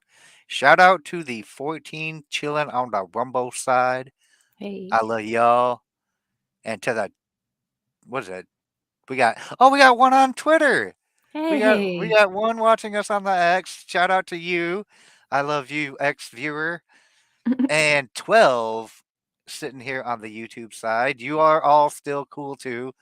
I don't really much love YouTube itself, but I still love all the people here. Like, you guys are great. YouTube just sucked my dick. Like, Rumble's for the same as for YouTube, if we're being it fair. really is. I mean, you're right. They're just If not we're great being at, fair, yeah, yeah, like, they're just not. implementing it. Yeah, they're just not great with their enforcement of their Mhm. same as Yet. policies as YouTube just Yet. yet. But we read the terms of service. We know what you're about, Rumble. Mhm. You We ain't gotta about call him shit. YouTube Junior because you're not Yeah, allowed to talk shit YouTube about Junior. Rumble. Oh yeah, yeah, that's Part of the true. rules. Part of our rules. You can't disparage a platform in a Mhm. monetized video on a platform. Yeah. I Hmm. might make that rule in my house too, but I just think it sucks because it's not my house. Yeah. The following morning, Fauché visited Napoleon and remarked, "By the way, sire, I never told you that I had a letter from Metternich a few days ago." Oh, Fauché done found out. W My mind was so full of things of greater moment. Whoa. Mm. So he's trying to completely downplay this letter and make it seem like absolutely no big deal, especially after he knows that he knows somehow that that spy was there. Besides, his emissary omitted to give me the power needed to make the writing legible. Here, at length, is the letter. Sure that Fauché was toying with him, Napoleon exploded. You are a traitor, Fauché. I ought to have you hanged. He continued to harangue Fauché, but could not fire him without proof. Fauché only expressed amazement at the emperor's words, but inwardly he smiled, for all along he had been playing a mirroring game. I mean, he and Talleyrand both managed to make Napoleon have really nasty meltdowns publicly. Oh, it's T3. T3 is the X secret X. Oh no, there's two people, so there's definitely somebody else watching on that side too. Mysteries. It's Elon. Oh, well, that would be awesome. He's gonna love the stream with Darth and Div so much that he's gonna repost it, and next thing I know, all of our numbers, like both of our numbers, are just gonna shoot through the roof and be like, "Where did Yep. all these people come from?" Ah, it's our 7 billion that we were owed. All the subscribers, all the subscribers of the world. Take that, Mr. Beast. Yeah, show me my custom plaque. Did y'all know that if you get like 10, what is it, 50 million? 50 million YouTube subs, you get a custom plaque with your own like Mhm. logo Yes, I on it. did. Yeah, well, we knew that because we looked at it, but I don't know if the chat knew that. Like everybody should uh, strive to get 50 million subs so you can get a custom with your own logo uh, play button. That's what it is. It's a play button, although it's really Yeah. not a play button. It's a trophy at that point. We've seen Mr. Beast and we've seen PewDiePie's, Yeah. and they both And look like trophies. yeah, they're pretty cool. Yeah, they are pretty cool. Ah, interpretation time, Diff. Let's go. Fauché had known for years that Napoleon kept on top of those around him by spying on them day and night. The minister had survived this game by having his own spies spy on Napoleon's spies. Spy versus spy versus spy. Thus neutralizing any action Napoleon might take against him. In the case of the meeting in Basel, he even turned the tables. Knowing about Napoleon's double agent, he set it up so that it would appear that as if Fauché were a loyal double agent too. Aha! You have mirrored. Fauché gained power and flourished in a period of great tumult by mirroring those around him. During the French Revolution, he was a radical Jacobin. Jacobin? I don't know. I don't speak surrender monkey. After the terror, he became a moderate Republican. Rhino! And under Napoleon, he became a committed imperialist, whom Napoleon ennobled and made the Duke of Otranto. Otranto? I want to Oh, call that true. Ontario because the damn Canadians are just as bad as the French. If Napoleon, I think that actually is They're the supposed to be same. Ontario, to be honest. If Napoleon took up the weapon of digging up dirt on people, Fauché made sure he had the dirt on Napoleon, as well as on everyone else. This also allowed him to predict the emperor's plans and desires, so that he could echo his boss's sentiments before he had even uttered them. Shielding his actions with a mirror strategy, Fauché could also plot offensive moves without being caught in the act because he knows the spies are there, so Mhm. he plays with that level of information. I don't think we want to do the fox and the stork, do we? Um, is it This one long? looked kind Nah, of long too. skip it. It's a little long. Yeah, it's a little long. This is the power of mirroring those around you. First, you give people the feeling that you share their thoughts and goals. Second, if they suspect you have ulterior motives, the mirror shields you from them, preventing them from figuring out your strategy. Eventually, this will infuriate and unsettle them. By playing the double, you steal their thunder, suck away their initiative. Oh, you suck their Mhm. initiative away. This sounds like a Vince McMahon moment. Never suck their initiative. Never do that. Everybody Make knows that. them feel helpless. You also gain the ability to choose when and how to unsettle them. Another avenue to power. And the mirror saves you mental energy. Hmm. Simply echoing the moves of others gives you the space you need to develop a strategy of your own. So it buys you time and space because mirroring is very simple. You don't have to think about it too much.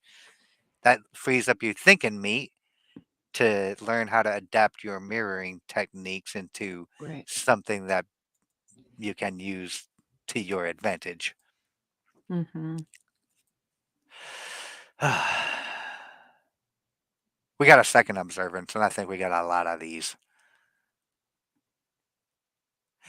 But that's the mirroring effect, y'all. I get it. Do as they do, and they will not know what you are doing. And this only works in, like, relationships where you're trying to gain power. Because in regular relationships, it's actually way more mental energy to put up all these mirrors and play 2 games at Oh, once than yeah. to just be who you are and let I the other mean, people love it or leave it. absolutely.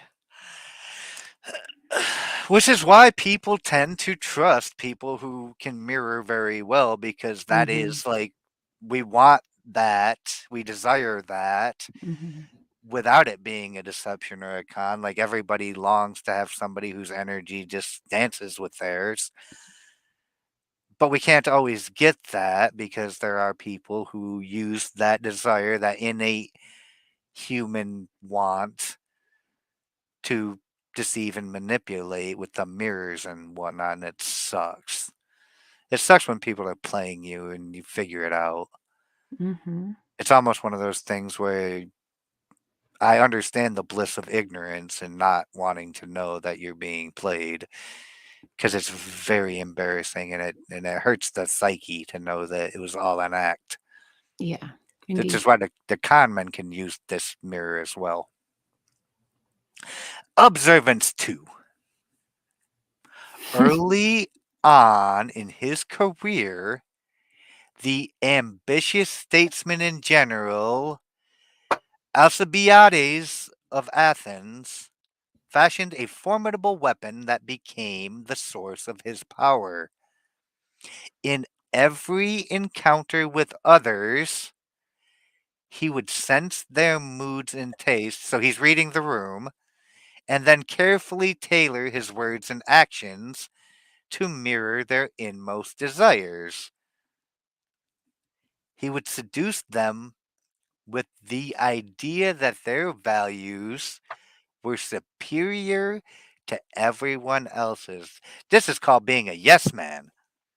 Mhm. And if everybody knows a yes man, if you've ever worked in the professional world, there's that one ass kissing guy who is always like sucking the boss's D and pretending that everything they say is the most brilliant shit in the world. Even if you're looking at both of them and like, bruv, you know you're retarded, right? Nah, that's not gonna work. They don't want to hear that. Ugh. He would seduce them with the idea that their values were okay, yeah, and that his goal was to model himself on them or help them realize their dreams. I'm behind you 100%. That's a good yes man. They make great politicians. Yes, indeed. Few could resist his charm. The first man to fall under his spell was the philosopher Socrates. I'm just kidding, y'all. I know that says Socrates. But it's Well, funny because if you've ever seen Bill and Ted and you know that he calls him Socrates, I think it's Bill and Ted. I think you're right. Yeah. Uh, Alcibiades, yes, represented the opposite of the Socratic ideal of simplicity and uprightness. He lived lavishly and was completely unprincipled. Oh, you hedonistic heathen son of a bitch! Whenever he met Socrates, however, he mirrored the older man's sobriety, eating simply, accompanying Socrates on long walks, and talking only of philosophy and virtue, which Alcibiades, I would have to say, had very little in the way of philosophy or virtue. Socrates was not completely fooled because Socrates was no fool. He was not unaware of Alcibiades' other life. But that only made him vulnerable to a logic that flattered him. Only in my presence, he felt, does this man submit to a virtuous influence. Oh my God, you even fooled our smart guy. Only I have such power over him. Right. Right. This feeling intoxicated Socrates, as it does. I mean, I can imagine, like, this guy who is away with everybody else is a very different person. Only with you, though, and that person he is very, very in line with your. It's almost like his other life as an actor. I have this much influence now. Not usually. This feeling intoxicated Socrates, who became Alcibiades' fervent admirer and supporter, one day even risking his own life to rescue the young man in battle. Oh, that's a big sell for a philosopher. The Athenians considered Alcibiades their greatest orator. He's a good talker, for he had an uncanny ability to tune into his audience's aspirations and mirror their desires. Hey, we got one of those in our current culture. What's I that? like to call him Vivek Obamaswamy. What? I mean, I've softened on him since I like my first instinct was like not in the same regard as everybody else, like when they were like take pieces of Obama. He just gave me the same kind of a feeling that Obama gave me when he first came on the scene. It's like this guy is appealing to my emotions. Mm, He's using rational arguments which make me feel like finally somebody fucking gets it and they're right. willing to say the shit out loud. So he's appealing to my emotions, even though my mental understanding of this system is far more refined than it was back in 2008. I think I was 24 or 25. Yeah, 24 at in 2008. And like 24-year-old me had no concept of a lot of what 38-year-old me know or 39-year-old me knows. But like it really it felt the same. Like this guy really gets it. I was like, oh shit. Remember the last guy who seemed like he really got it? Oh fuck, how'd that work out for you? Yeah, we all really got it. Yeah, we Raw. all really got it. Like, hey, this isn't democracy. This is anal sex. Yeah. Well, I don't know. Hmm. I mean, that's the Allegedly. same thing.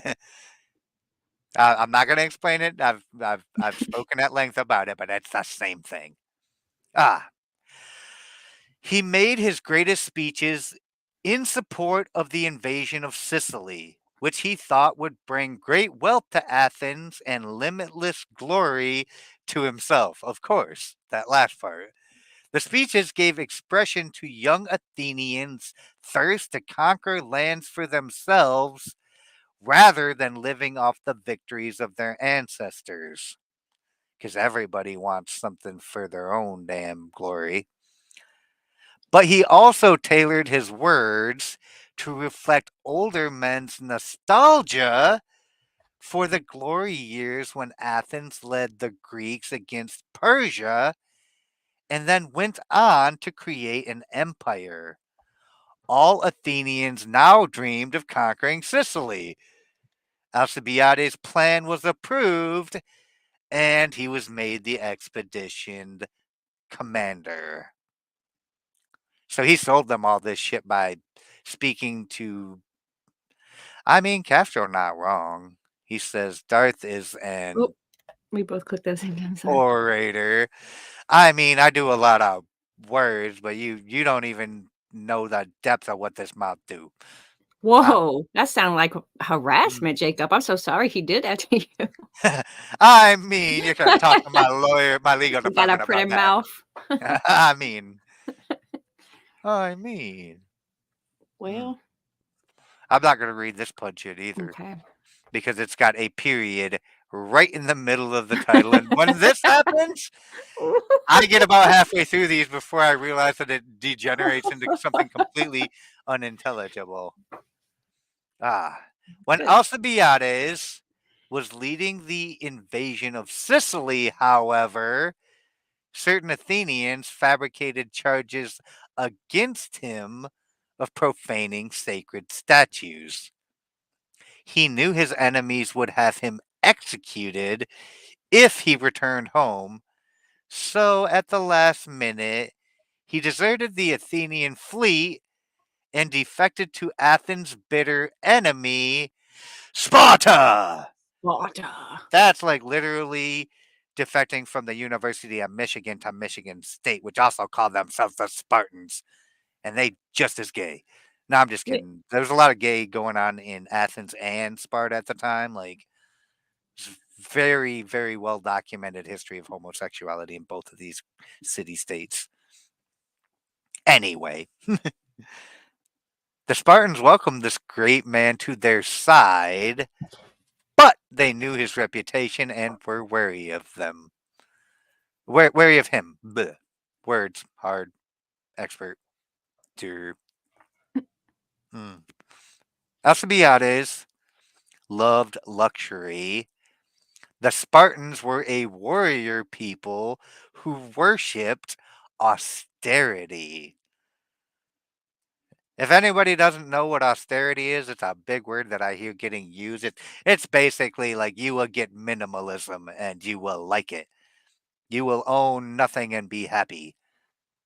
Because that is the Spartan way. It was just like warrior strength and nothing else.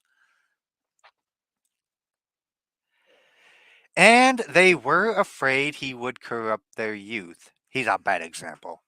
mm, But, much to their relief, the Alcibiades who arrived in Sparta was not at all what they expected. He wore his hair untrimmed, as they did, took cold baths, ate coarse bread and black broth, ugh, and wore simple clothes. This sounds like prison, awful. or a prison camp, even. To the Spartans, this signified that he had come to see their way of life as Mm, superior to the Athenian. Nah, this motherfucker is just doing the when in Rome dance. yeah, it's a Greater mess. than they were. Oh, yeah, go ahead. No, no. Hmm. Greater than they were, he had chosen to be a Spartan rather than being born one, and should thus be honored above all others. They fell under his spell and gave him great powers. This guy Don't. good at, like, he's doing the mirrors. Mhm. Unfortunately, Alcibiades rarely knew how to rein in his charm. He managed to seduce the king of Sparta's wife and impregnate her. Oh boy. When this became public, he once more had to flee for his life. There's not a Um, mirror for that. no, there's not a mirror for that. You better put your running shoes on You and keep gotta go. running, motherfucker. The Athenians Damn. probably won't chase you as far as the Spartans would. This time, Alcibiades defected to Persia, where he suddenly went from Spartan simplicity to embrace the lavish Persian lifestyle down to the last detail. This is what he liked anyway, so just Mhm. natural for him. It was, of course, immensely flattering to the Persians to see a Greek of Alcibiades' stature prefer their culture over his own. Joke's on you. You think he's a Spartan. This motherfucker from Athens. He likes just as much gay shit as y'all do. With your flowing robes and your perfumes and your gay sex. I don't know if the Great. Persians was about that, but they was.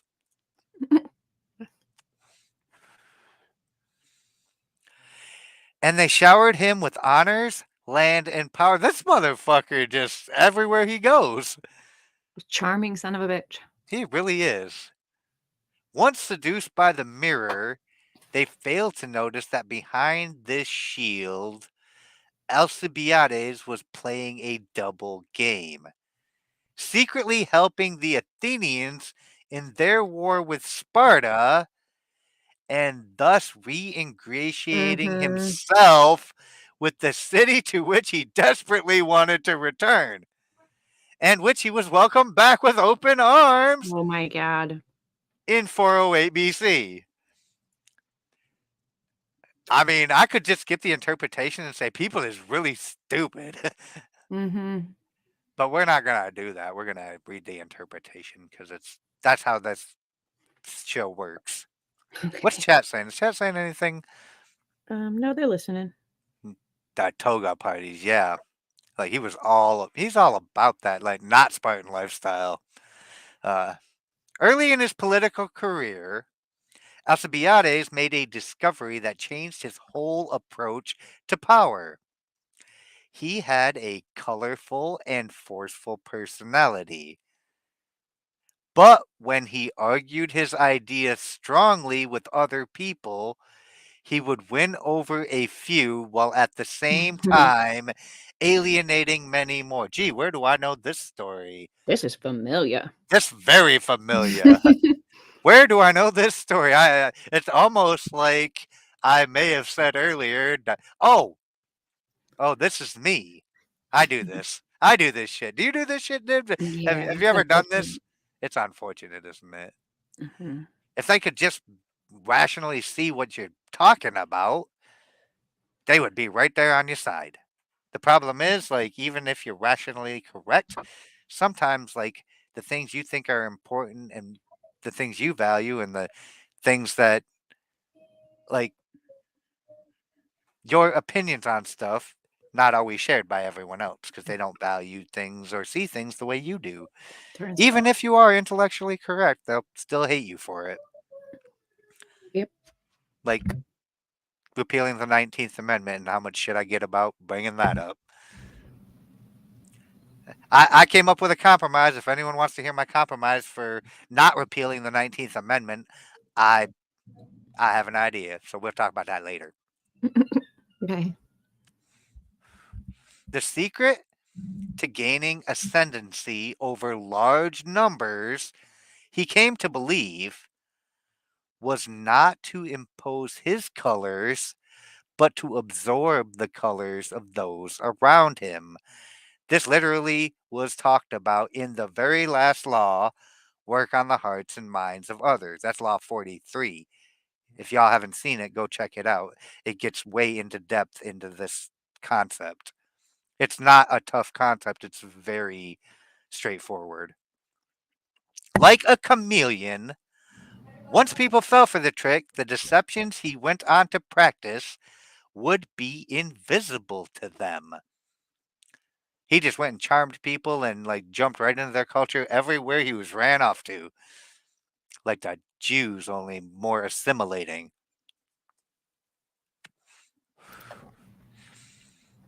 Understand, everyone is wrapped up in their own narcissistic shell. Mm. When you try to impose your own ego on them, a wall goes up, resistance is increased. I mean, this was me literally earlier when I was going ahead and explaining something through my very narrow perception, and Divinity popped in and was like, yeah, but what about this? And I almost went into the narcissistic shell and the wall went up, and it's like, oh, shit, I actually hadn't even considered that different avenue of this argument. You got me. You're right. By mirroring them, however, you seduce them into a kind of narcissistic rapture. They are gazing at a double of their own soul, which people do tend to love when their shit's mirrored back to them. Mhm. This double is actually manufactured in its entirety by you. Once you have used the mirror to seduce them, you have great power over them. You've won their hearts and minds. It is worth noting, however, the dangers in the promiscuous use of this mirror. In Alcibiades' presence, people felt larger, as if their egos had been doubled. But once he left, they felt empty and diminished. And when they saw him mirroring completely different people as totally as he mirrored them, they felt not just diminished, but betrayed. Uh huh. They see the con for what it is. Alcibiades' overuse of the mirror effect made whole peoples feel used, so that he constantly had to flee from one place to another. Indeed, Alcibiades so angered the Spartans that they finally had him murdered. He had gone too far. Like I said, like you ran to Persia, you didn't run far enough. The seducer's mirror must be used with caution and discrimination. You get impregnated the Spartan king's wife. That was a terrible idea. Bad choice. Yeah, bad They choice. gonna find out about that. Ah, but I mean, yeah, this whole damn concept definitely much more thoroughly explained in Law 43. Of course, we don't get Divinity's fun and insightful inputs on that one, but it's a pretty straightforward concept of using what people value and desire to seduce them. Like, oh look, it's 204. That's basically like 420 for dyslexic idiots. Cheers. I don't have any mirror one in my house, in my room. Oh my god. Oh my leech. Did you not come prepared? I'm not prepared for class. Oh dear. I've lost my edge. Oi, I'll stall for you. No, don't Well, stop. We'll be back. I mean, I really haven't even looked into what chat's up to. Alexander the Great was you brought up the exact same one I was looking at. Was head of the Persian Empire. His best friend was his lover, Hephaestion. So very gay. I mean, there was a lot of gay going on in Rome and Greece and Persia back then, and I think there still is in large part. Like the gays have always been a thing.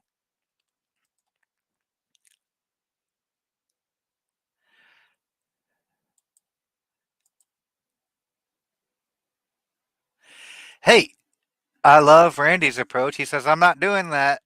I'm just gonna do what I always do. Tell them to go fuck themselves. That's the Darth Hideous approach most of the time. That's not a bad idea now that first he thinks about it. I mean, you could try just simply not giving a fuck. It's it's hard at first, but it definitely Australian div is preferable to California div. Cat Totally Ninja not. likes Australian div.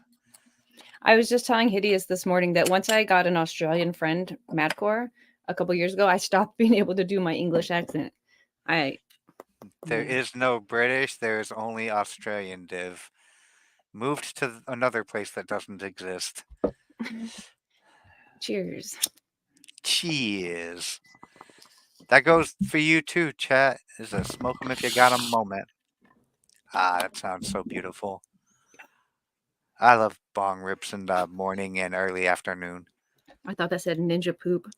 I'm like, what type of emojis do you even have on Rumble? I know they're trash, but holy ass. I mean,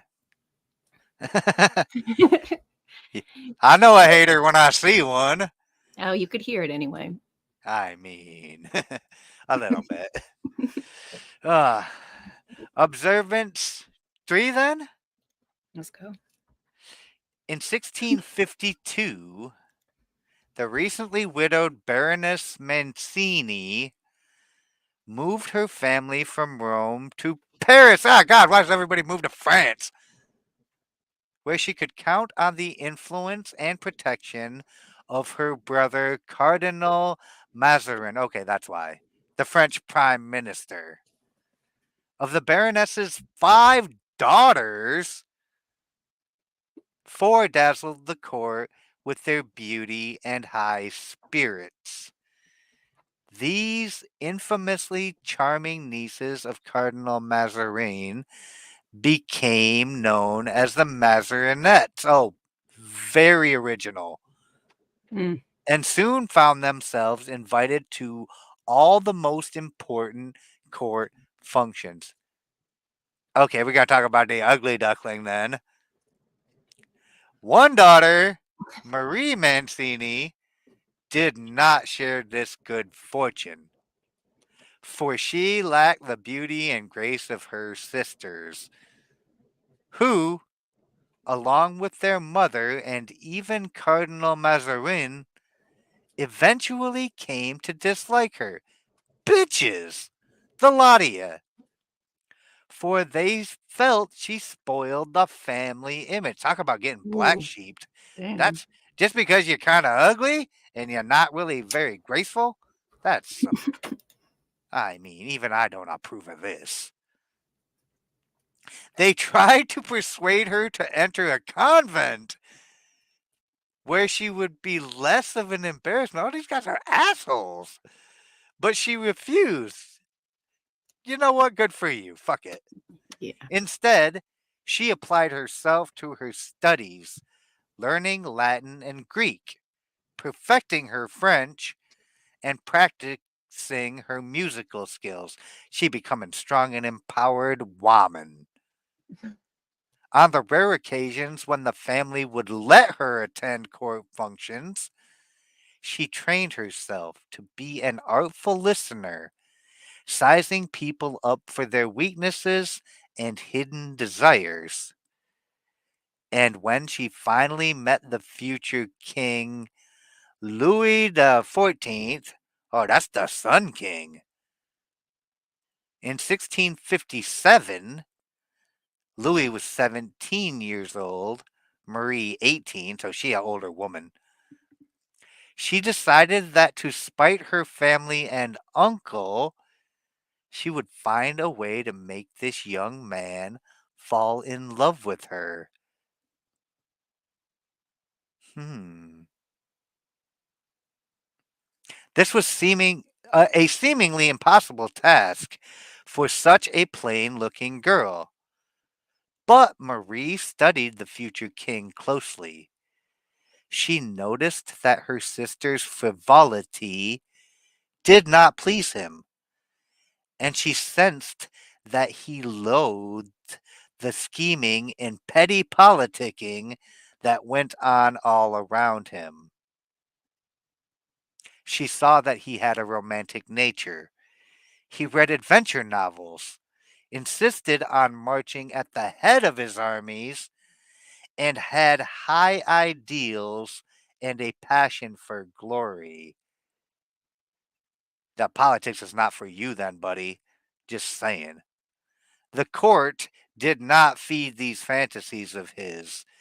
It was a banal, superficial world that bored him. I'm not going to lie, the idea bores me too, buddy. It really does. Oh boy, everyone's moving to. I don't think you can convince Cat Ninja to move across the English Channel to Surrender Monkey Land. But good luck with that. You're going to need a lot of mirrors to convince her that that's the way that anyone's going. The smoke and the mirrors, please. She need tricks. Yes. The key to Louis's heart, Marie saw, would be to construct a mirror reflecting his fantasies and his youthful yearnings for glory and romance. Hmm. I mean, she's not wrong. If everything else is boring him, he's going to find something. He needs something to entertain him.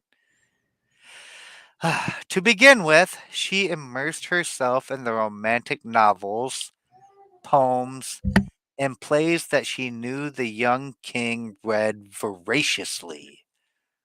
I love that word, voraciously.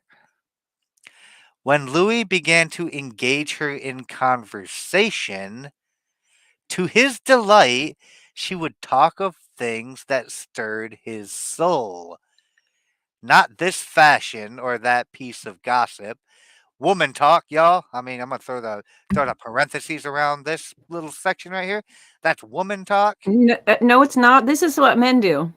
I know, but I mean, this is what Okay. women do. Also, Uh, this is what people who don't read the room and don't target their audience. They have that narcissistic inflex where they think what they believe is important is actually important to everybody, but it's not.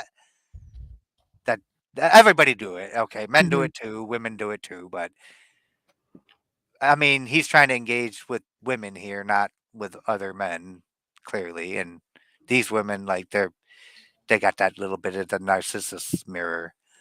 mhm.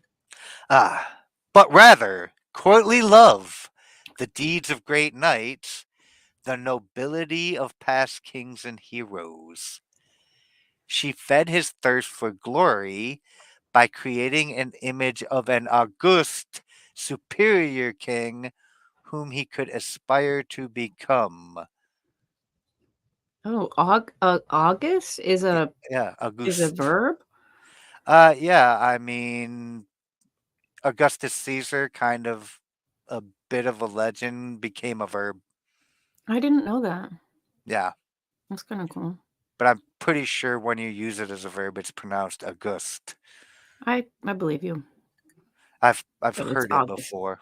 But it says August, but if it was August, it would be capitalized. August is lowercase because Oh, it's not a proper noun. thank That's you how for I. coming to our TED That's how. Talk. Yes, thank you for coming to my TED Talk. Follow me for more pro tips on words.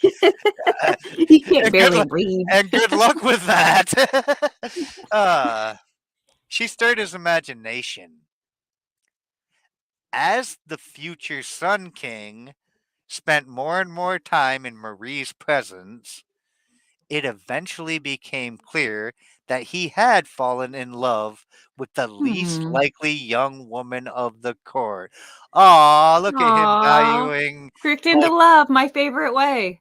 yeah, I mean, it's not about the outside, it's what's inside that truly counts. This is why people believe that bullshit, because of shit like this. Why are you yelling at us? I'm sorry, it annoys me because this is in general not the way shit seems to go, at least to my experience.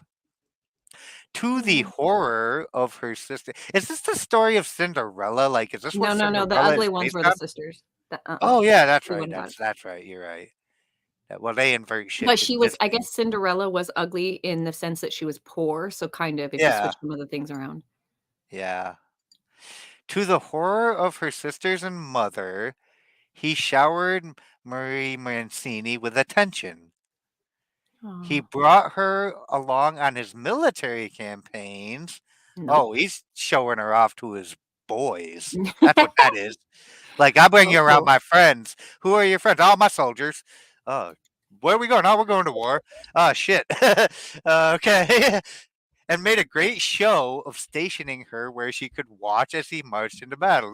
Yeah, he is showing her off at that point. He even promised Marie that he would marry her and make her queen. Oh dear God, why would you promise her that? I It's her know you game. I know you're the Sun King and all, and you're a very ambitious man, but political marriages between royal families are not made in this manner. This is not how these things work. But Louis XIV did things his own fucking way.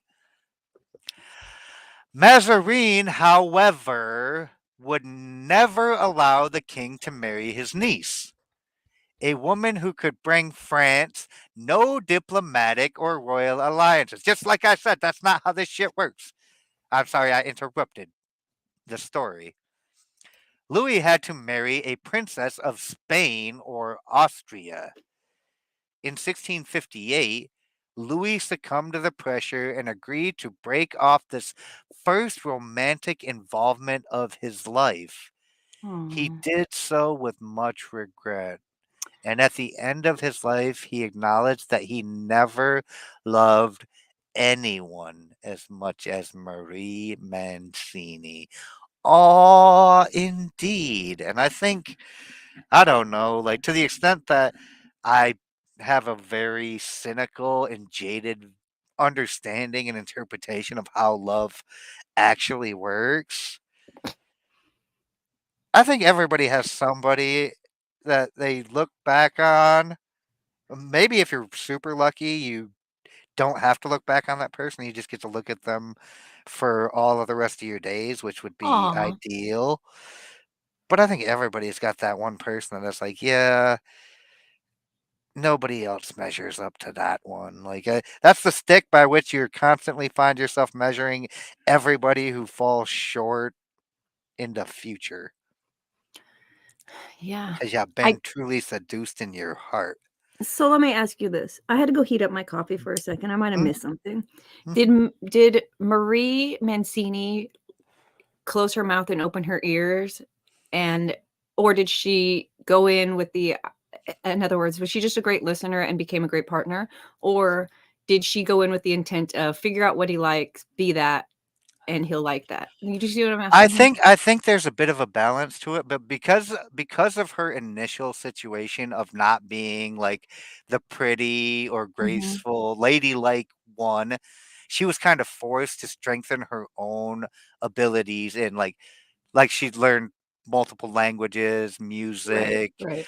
intellectual pursuits, Mhm. gave her like the in tunement and also being kind of an outcast. Also being kind of an outcast, like she's not in the center of all the hubbub, so she can kind of observe everything more objectively as a detached, like, yeah, we'll bring you, but don't talk to anybody and don't embarrass us. Sit over there and be quiet. Like, there's that was kind of like her role, you know. That's what her family hoisted upon her. So she did get to develop that talent. She noticed, like, okay, the king doesn't truly seem to be moved by any, like, all her sisters were prettier than her, not moved by any one of them. So she took a different approach and pursued him on, instead of a physical level, which she knew she was no competition in, the only thing she had as her strength, the mental. So I think it was a natural thing, but I do Okay. believe it was also a seduction as well that she was very well suited and She positioned for. was trying to get his attention, Mhm. but she wasn't Yeah. she was okay, I think I see. It was less Yeah. trickery than I was assuming it was. Yes. Yes. I do believe that she truly had a fondness for him and he for her as well. Cheers, y'all. Okay. It's the 20. Cheers.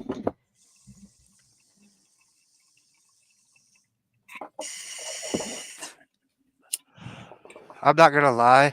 I got Blue Dream in one, and I got Trainwreck in the other, and they're both delicious. I've got So great. Dream Queen here. I Dream wonder what. Queen. Was that because I was yelling, Mousy? I'm sorry. I try not to yell, but sometimes I say things with my impassioned voice to make a point that they're important or that I'm frustrated. I get a little emotional sometimes when I do the laws of power. Shall I read the interpretation while everybody chokes on their bong rips? Yeah, boy. Marie Mancini played the seducer's game to perfection. First, she took a step back to study her prey. Okay, this is kind of a aggressive interpretation here. I believe she didn't really have to take a step back. She was kind of forced back, but I said that. Seduction often fails to get past the first step because it is too aggressive. The first move must always be a retreat. By studying the king from a distance, Marie saw what distinguished him from others: his high ideals, romantic nature, and snobbish disdain for petty politics. Marie's next step was to make a mirror for these hidden yearnings on Louis's part, letting him glimpse what he himself could be: a godlike king. This mirror had several functions. This is what I was trying to get at, is it's not just as simple as one Hmm. thing or the other. There's a lot going on here. Yeah. Satisfying Louis's ego by giving him a double to look at, it also focused on him so exclusively as to give him the feeling that Marie existed for him alone. Well, nobody else wanted anything to do with her anyway, so It's true. She didn't have a lot of other she shit to do she that day. she kind of did exist for you alone. Surrounded by a pack of scheming courtiers who only had their own self-interest at heart. This is a stark contrast. He could not fail to be touched by this devotional focus. So that's a very stark contrast between the This two. this is kinda like the, Cinderella. Did you Yeah, ever see the adaptation Ever After with Drew Barrymore? I did not know. I didn't. So, again, it's like not the p like, poor and ugly would have to be replaced in the Right, but yeah, right. this is making me think of that a lot. That's why when we were initially reading it, I kind of thought, like, if you Mhm, were to switch around a couple of the minor details in this sounds exactly like that story. I mean, well, not exactly, but like it sounds like something you could base that story off of mhm. with a few adaptations so that people don't know you're actually just ripping off history and making a cartoon. But I don't know the genealogy or the lineageology of the Cinderella story. So where was I? Sorry. Hmm. Finally, Marie's mirror set up an ideal for him to live up to: the noble knight of the medieval court. Hmm. To a soul both romantic and ambitious, nothing could be more intoxicating than to have someone hold up an idealized reflection of him. Oh, I was going to say himself, but that does not say that. In effect, it was Marie Mancini who created the image of the Sun King. Indeed, Louis later admitted the enormous part she had played in fashioning his radiant self image. Mm. Aww, their story is so adorable. This is the power of the seducer's mirror. By doubling the tastes and ideals of the target, it shows your attention to his or her psychology, an attention more charming than any aggressive pursuit. Find out what sets the other person apart, then hold up the mirror that will reflect it and bring it out of them. Feed their fantasies of power and greatness by reflecting their ideals, and they will succumb. Yeah, I heard it here first, folks. Robert Greene guarantees the shit. He did not say they may succumb. He said they will. And in most cases, you'll find that that's true. Not all cases, but a Mhm. lot of cases. In power struggles, at least. I mean, if you're trying to seduce, Mhm. that's a power struggle. You want to influence somebody so that you get more free real estate in their mind than you would have otherwise had. That's what seduction is. It's being on someone's mind when you're not around. Is it? It is. It's really easy to be on someone's mind when you're right in front of them, but to be the thing Oh, they think about when you're not there, that means you've been seduced? It's like I a mean, spell. that unless you're seething with rage at the person, I wouldn't call that seduced, but you're Oh. still living in their head. Like, there's a bunch of people that got the Trump derangement syndrome. I would not say that any of them were greatly seduced by Donald Trump's charm. However, they do obsess with him so much. I'm kind of like, y'all really must like. I see that the Republicans worship Trump, like the Trump Republicans. You know, they worship Trump like a god. So do the anti-Trump Democrats. They worship Trump like a god. He's like the most terrifying thing in the world to them. And I'm like, yeah, he's just a man, and like, to the extent that he was a better president than Joe fucking Biden, that's not a giant fucking benchmark that you've achieved some sort of greatness because the country was better than it was under a geriatric senile retard. It wasn't that damn much better. Just saying. Like, there were some things, grocery prices being number one on my list. I haven't yet felt too much of the stress of the invading flood at the border, but that's coming, I'm sure. Anyway, like, so you can live in someone's head and n- not have seduced them to be there. That's a thing also, but I mean, to have somebody yearn for you when you're not around, that's probably a sign that you've been seduced. Like, if you'd rather be around that person when they're not around, that's seduction. There were only four main types, right? Yeah. So this is probably the final observance. Hopefully, we don't have too many damn transgressions to deal with. But observance 4. In 1538, with the death of his mother Helena, the 8-year-old future Tsar Ivan IV, or Ivan the Terrible, Hmm. of Russia became an orphan. For the next 5 years, he watched as the princely class, the boyars, terrorized the country. Now and then, to mock the young Ivan, they would make him wear a crown and scepter and place him on the throne. When the little boy's feet dangled over the edge of the chair, they would laugh and lift him off it, handing him from man to man in the air, Aw. making him feel his helplessness compared to them. Assholes.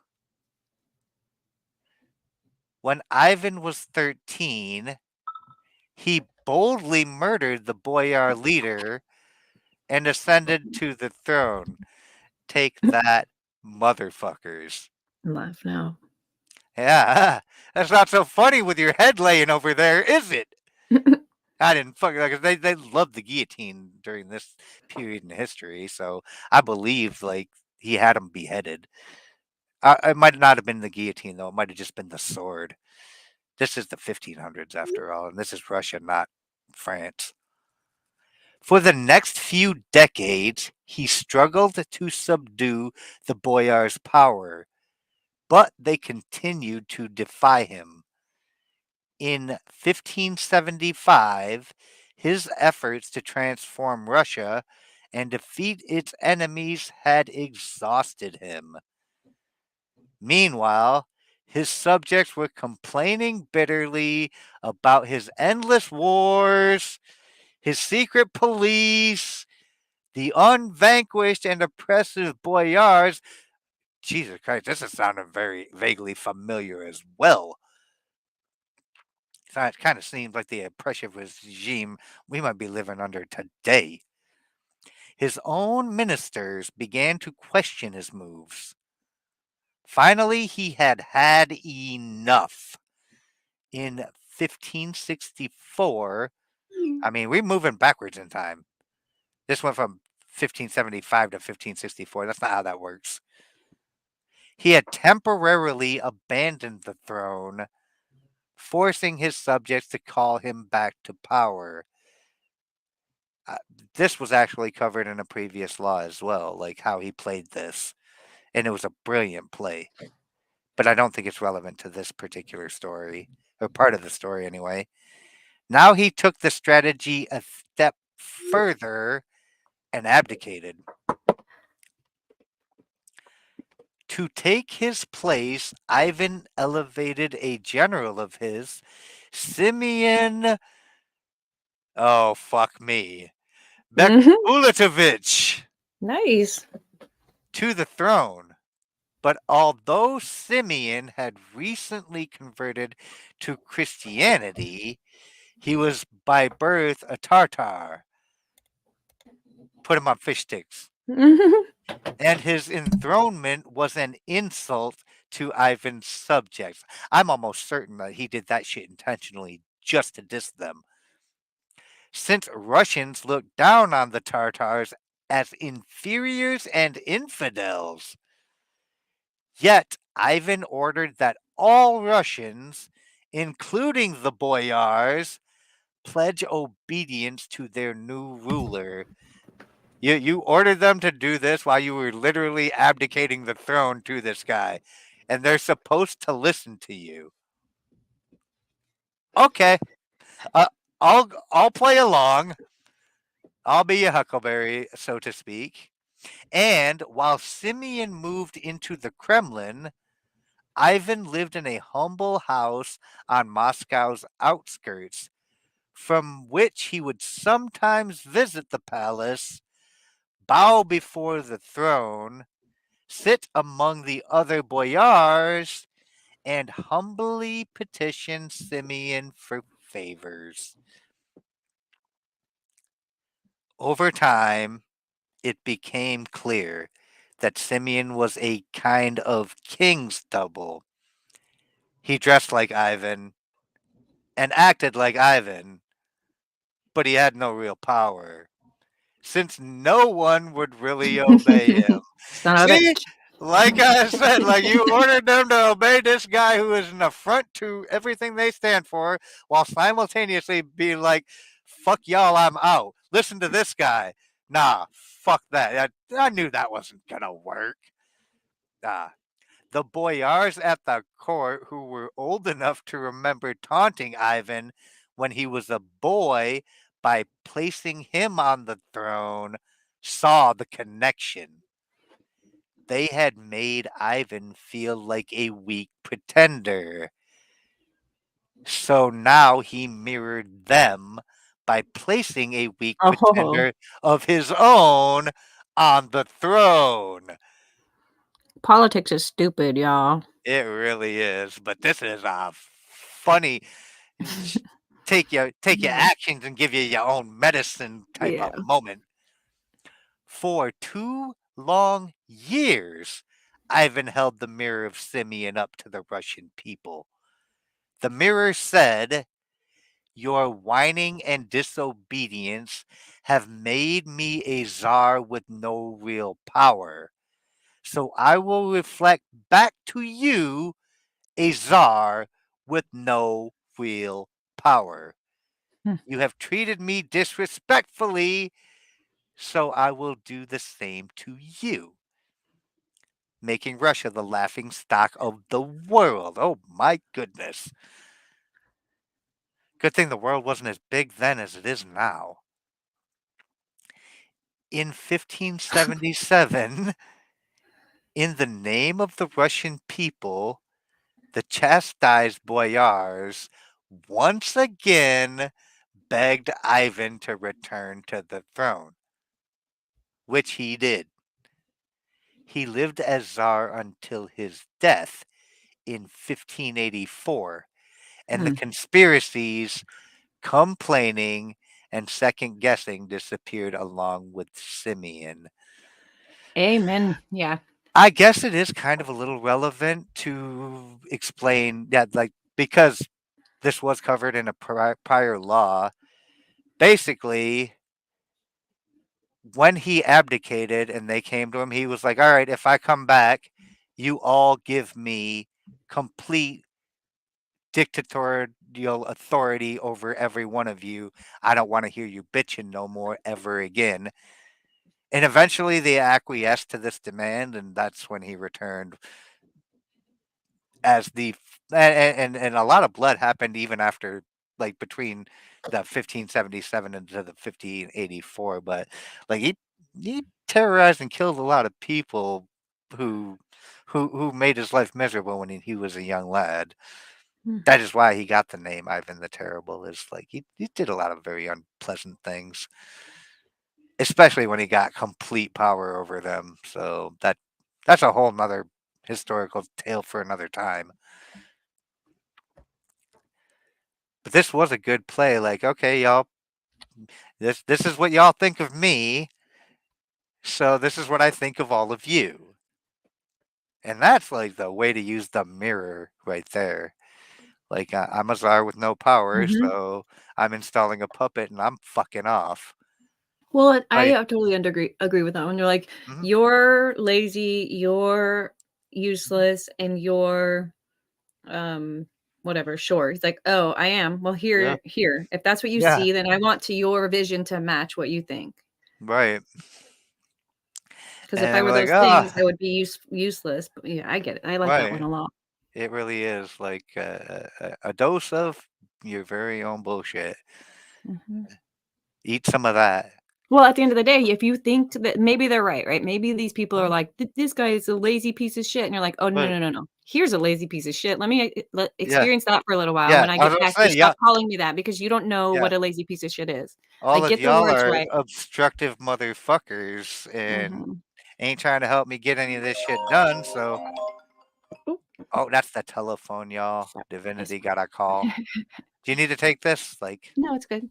okay, well, it's a time for the interpretation. Let's see what Mr. Greene has to say about it.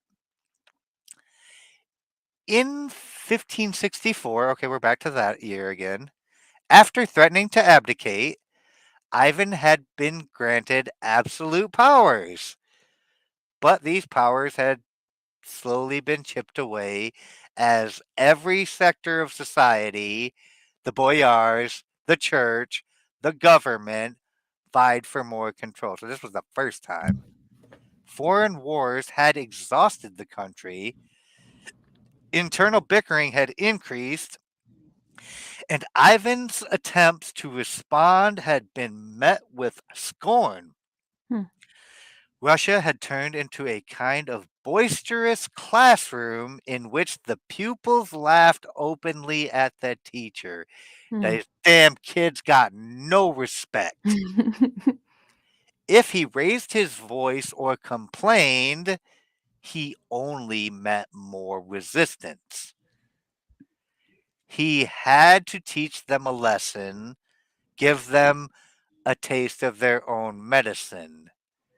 Simeon Bekletovic was the mirror he used to do so. After 2 years in which the throne had been an object of ridicule and disgust, the Russian people learned their lesson. They wanted their Tsar back, conceding to him all the dignity. And I guess I didn't need to get into this. I didn't know the interpretation. I'm sorry for interrupting, Robert Greene. I'll just read the damn book, but then I won't be able to explain nothing. Conceding to him all the dignity and respect that the position should always have commanded for the rest of his reign, Russia and Ivan got along fine.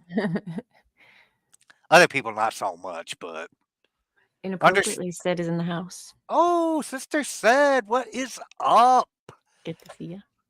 Good to see ya. I was very surprised the other day because I found out that Inappropriately Said had a channel, so I went and subscribed to it.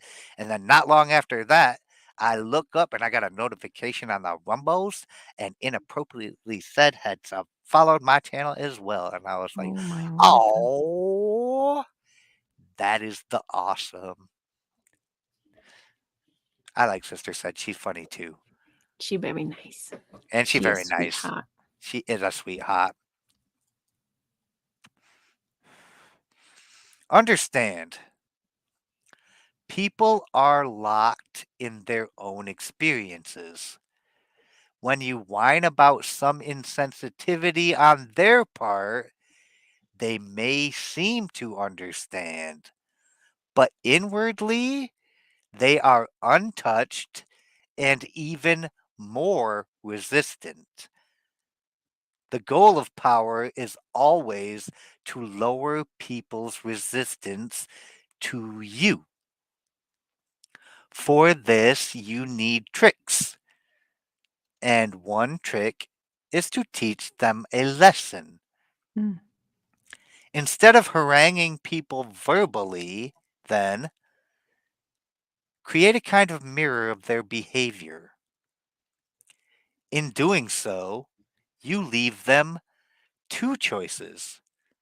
They can ignore you, or they can start to think about themselves. And even if they ignore you, you will have planted a seed in their unconscious that will eventually take root.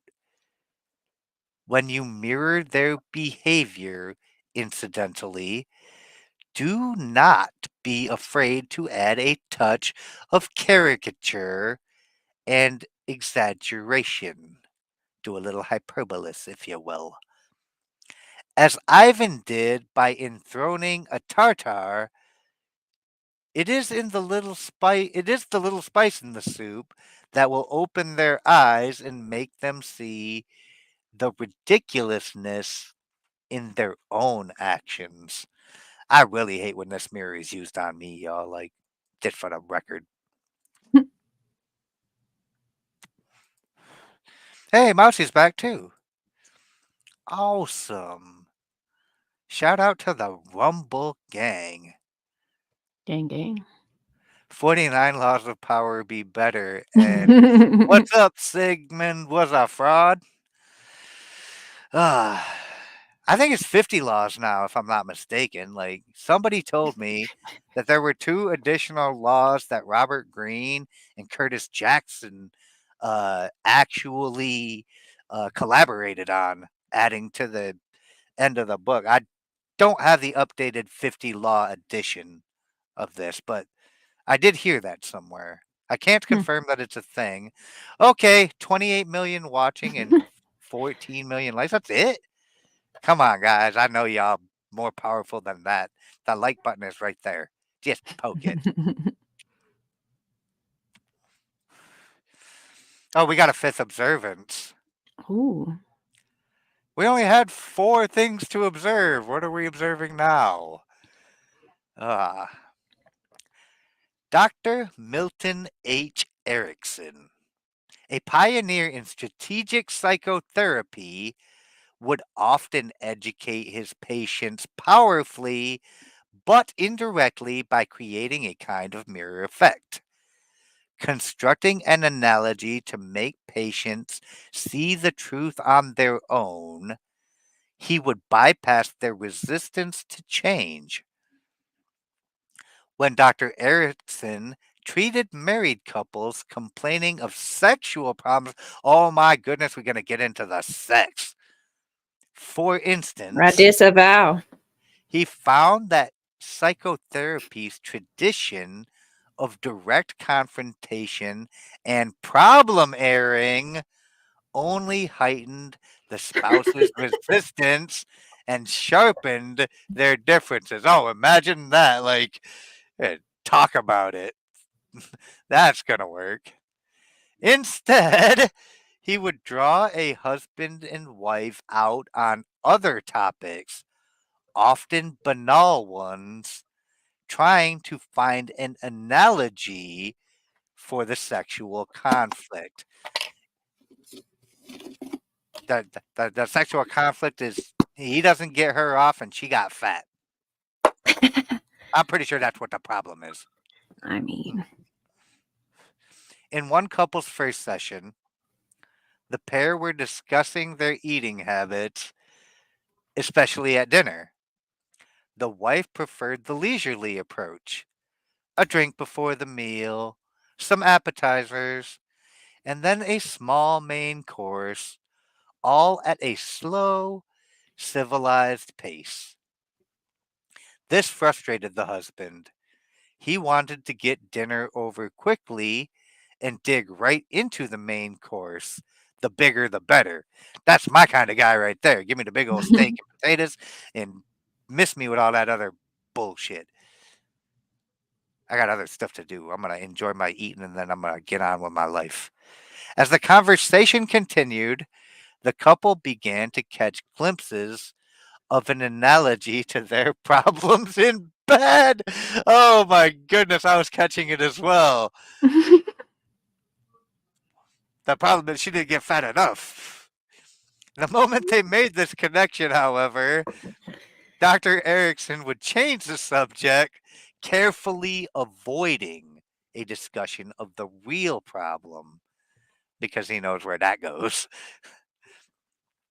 The couple thought Erickson was just getting to know them and would deal with the problem directly the next time he saw them. But at the end of this first session, Dr. Erickson directed them to arrange a dinner a few nights away that would combine each person's desire. The wife would get the slow meal, including time spent bonding, and the husband would get the big dishes he wanted to eat. Without realizing they were acting under the doctor's gentle guidance, the couple would walk into a mirror of their problem, and in the mirror, they would solve their problems themselves, ending the evening just as the doctor had hoped, by mirroring the improved dinner dynamics in bed. Aw, they're both getting what they want now. Isn't that beautiful? hmm Gorgeous. Gorgeous. It's Gorgeous, awesome. really. It's really beautiful. And all without the bickering and the fighting of actually like addressing the problem. They just figured it out. In dealing with more severe problems, such as the schizophrenic's mirror fantasy world of his or her own construction, Dr. Erickson would always try to enter the mirror and work within it. He once treated a hospital inmate who believed he was Jesus Christ. That's a big believer right there.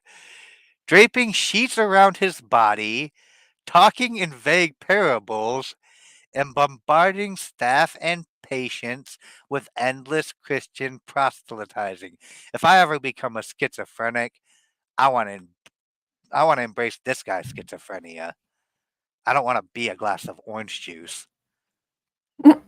No Okay. therapy or drugs seemed to work until one day Dr. Erickson went up to the young man and said, I understand you have had experience as a carpenter.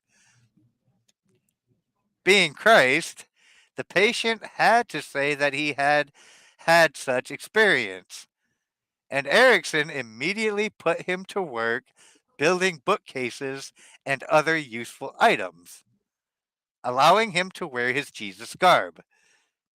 Over the next weeks, as the patient worked on these projects, his mind became less occupied with Jesus fantasies and more focused on his labor. As the carpentry work took precedence, a psychic shift took effect. The religious fantasies remained, but faded comfortably into the background, allowing the man to function in society. Never stop praising Jesus for that, though, my brother in Christ. He done put you to the Um, good works. I mean, I think he was doing a little bit more than praising the Lord. Yeah, I mean that's uh, I'm not exactly sure how blasphemy works. You've tried to explain it to me, your interpretation of how that works. Like some people tell me it is the denial of God, whereas some people tell me it is like trying to declare yourself as God. It's different than worshiping false idols Is and that the false same thing? gods. I don't think it's Can you not the same thing. declare yourself as God and be not and somehow not be denying him? I mean, if you believe or you are trying to sell the belief, you're not denying God, you're claiming the mantle of, which I think like is like the antithesis of God's first command of I am your God, you will worship no other gods but me. Like to try to worship or get people to worship you as God is blasphemy, I believe. Like as I understand it anyway. I could be very wrong. I am not the foremost theologian in biblical text. I'm a Mhm. baby Christian, as Digger put it, and I. It's funny because I said the same thing. I'm a baby in Christ too. My faith is very new, but it's very strong. Endless Mhm. Christian proselytizing. Speak of the angel, it's Squabob. And speaking of the theologian, maybe Squab can uh, explain what blasphemy really means, I I would trust him better than my understanding. Roses are red, violets are blue. I'm schizophrenic, and so am I. Yeah, I love that one. That's an old one, but a good one. And I giggled at that a bit too when I seen it. Ah, is this brought to us by IKEA? Sigmund with the killer comments this afternoon or morning, depending on where you are. It could Oh, we even hitting the be afternoon Eve everywhere night. almost. Yeah, it could even be Eve night where you are. I Oh, yeah, don't know. yeah, that's true. Yeah. Ah, the interpretation. I'm very curious about this one, especially with the schizophrenic guy. Communication depends on metaphors and symbols, which are the basis of language itself. Yes. A metaphor is a kind of mirror to the concrete and real, which it often expresses more clearly and deeply than a literal description does. I'm Mm. trying to think of a really good metaphor for this right now, but I might be retarded. Uh, I'm a little retarded, so when you are dealing with the intricate willpower of other people, direct communication often only heightens their resistance. Have you ever tried to tell somebody about themselves before, Div? Yeah. How does it usually go? Are people usually They receptive to that? not so much. Not usually. And I've had this same experience too, where it's like you really do mean 100% well. Like you have absolutely the best intentions, and you see somebody you really care about fucking up, or what you perceive to be fucking up, and you tell them, "Hey, I love you, fam. You're fucking up." Mm-hmm. Nobody wants to fucking hear that. Nobody wants to fucking hear that what they're doing, what they believe to be the beneficial or noble or whatever, like get insert justification here, thing to do is constituting a fuck up on their part. And people get very defensive of the thing that they want to do, especially when you tell them like that's a mistake. Don't do that thing. I mean, I can make a perfect example right now of me telling Divinity, like, have you ever thought of firing your co host and replacing him with your puppy or your child or a ham sandwich or literally nothing?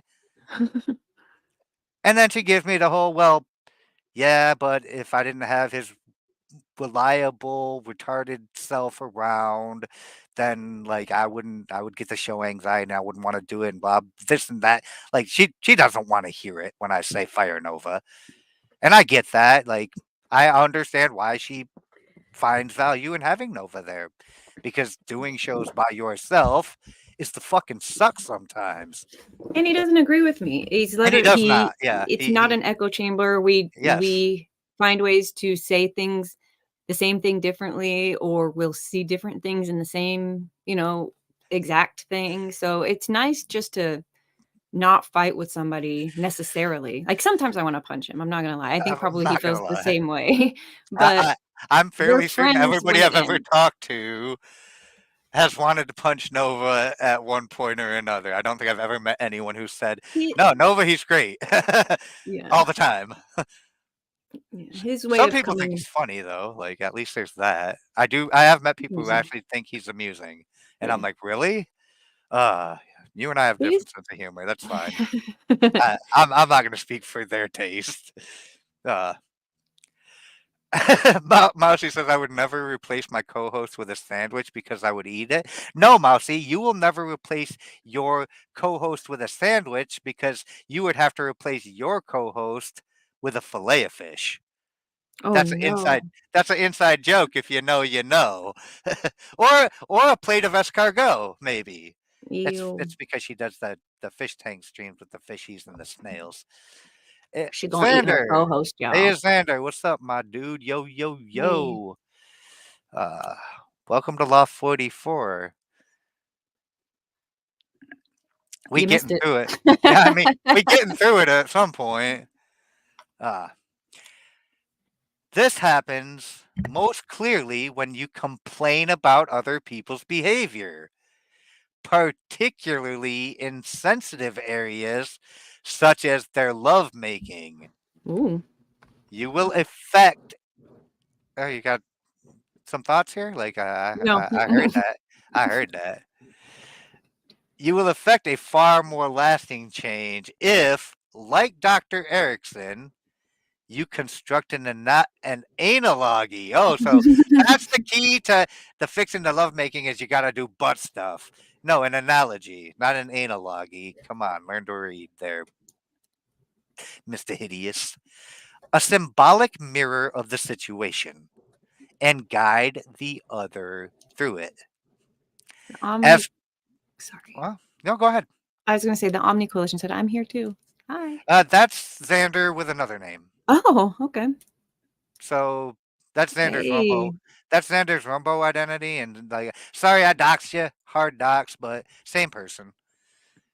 Shout out to double support on both platforms from like all my people who are double platforming, like Mousy and Nice. Cat, and literally pretty much everybody at this point has got Rumble icons next to half their messages, Mhm. and got YouTube icons next to the other half. Nice. Uh, oh yeah, that's true. The Omni Coalition is a a joint account. There's multiple people, but I've never seen anybody other than Xander on it. So I'm just gonna assume, since I just seen your YouTube, that that's you too. That's just my assumption on my part, but you could have the whole damn corporation sitting right there with you for the 44th law. I don't know shit. And I'm not gonna pretend I do because I'm kind of retarded. Look, Squabble's telling Mousy that there's rain tomorrow. This is what Yay! communities are all about. For the Georgia, And lucky for them. I don't get no rain tomorrow, I hope, because I got some rain yesterday. It do you melted have off a most of the snow. do you have a majority East Coast audience? Do you know? Can you tell? I honestly would say that it's a fair balance between the East and West Coast. Okay. I don't have too much internationally. Cat Ninja is about the only one I have outside of the US that engages in the chat.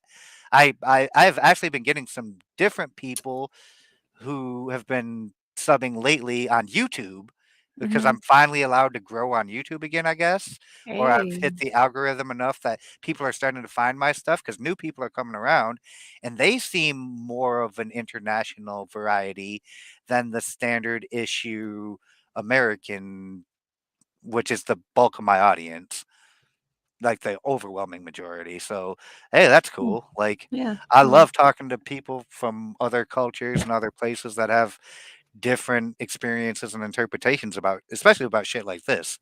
Yeah. Mm. There's a sixth observance. Oh my Lanta. Yes, this is definitely going on and on. Let me continue. Yeah. Uh, as Christ himself understood, talking in parables is often the best way to teach a lesson, for it allows people to realize the truth on their own.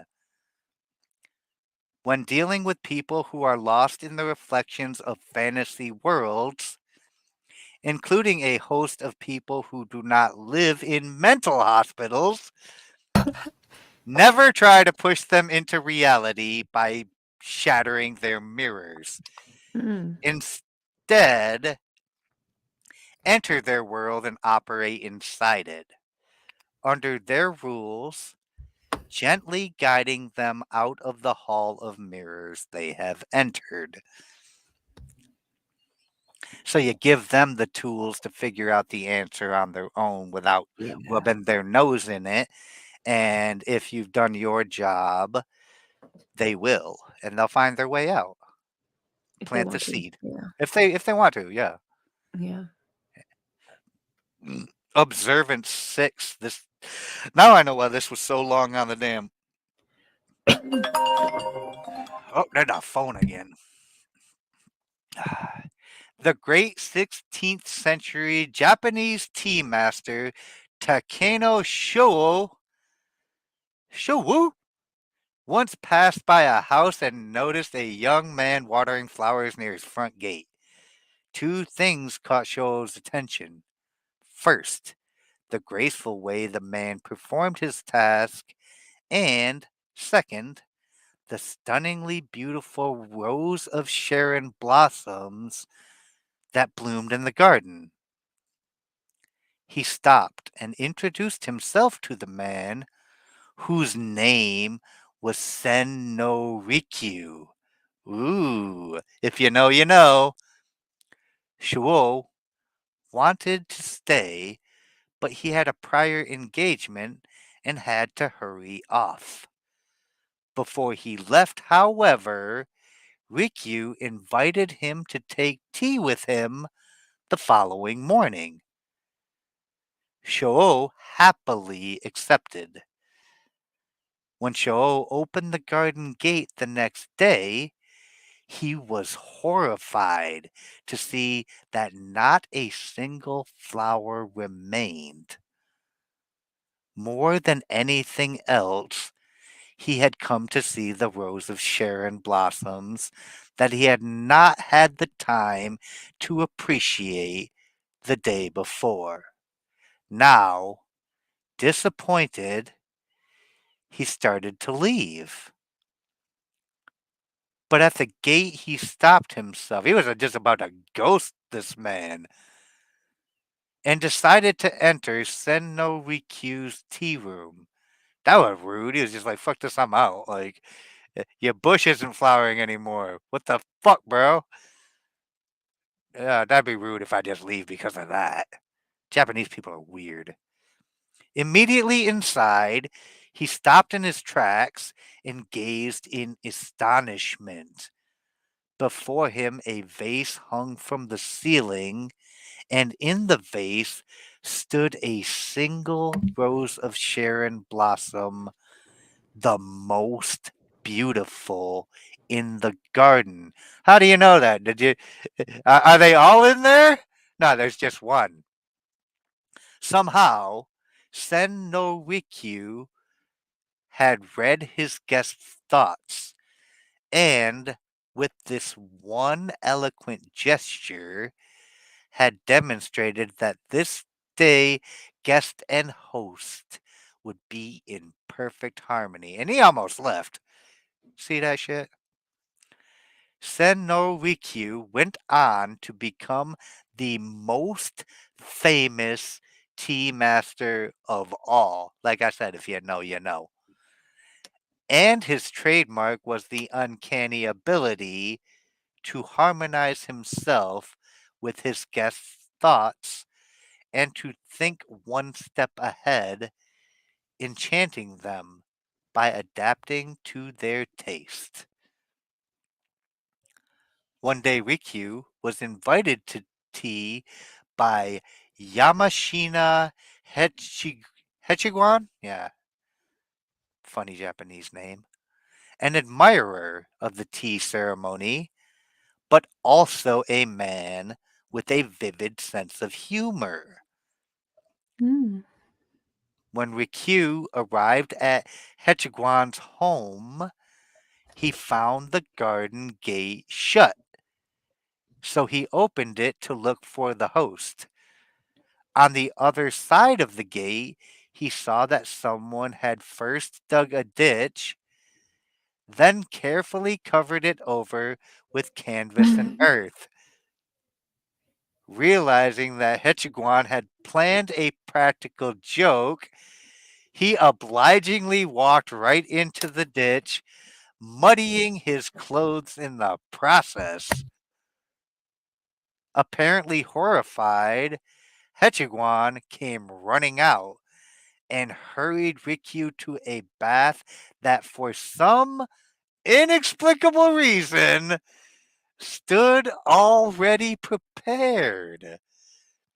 After bathing, Rikyu joined Hechiguan in the tea ceremony, which both enjoyed immensely, sharing a laugh about the accident.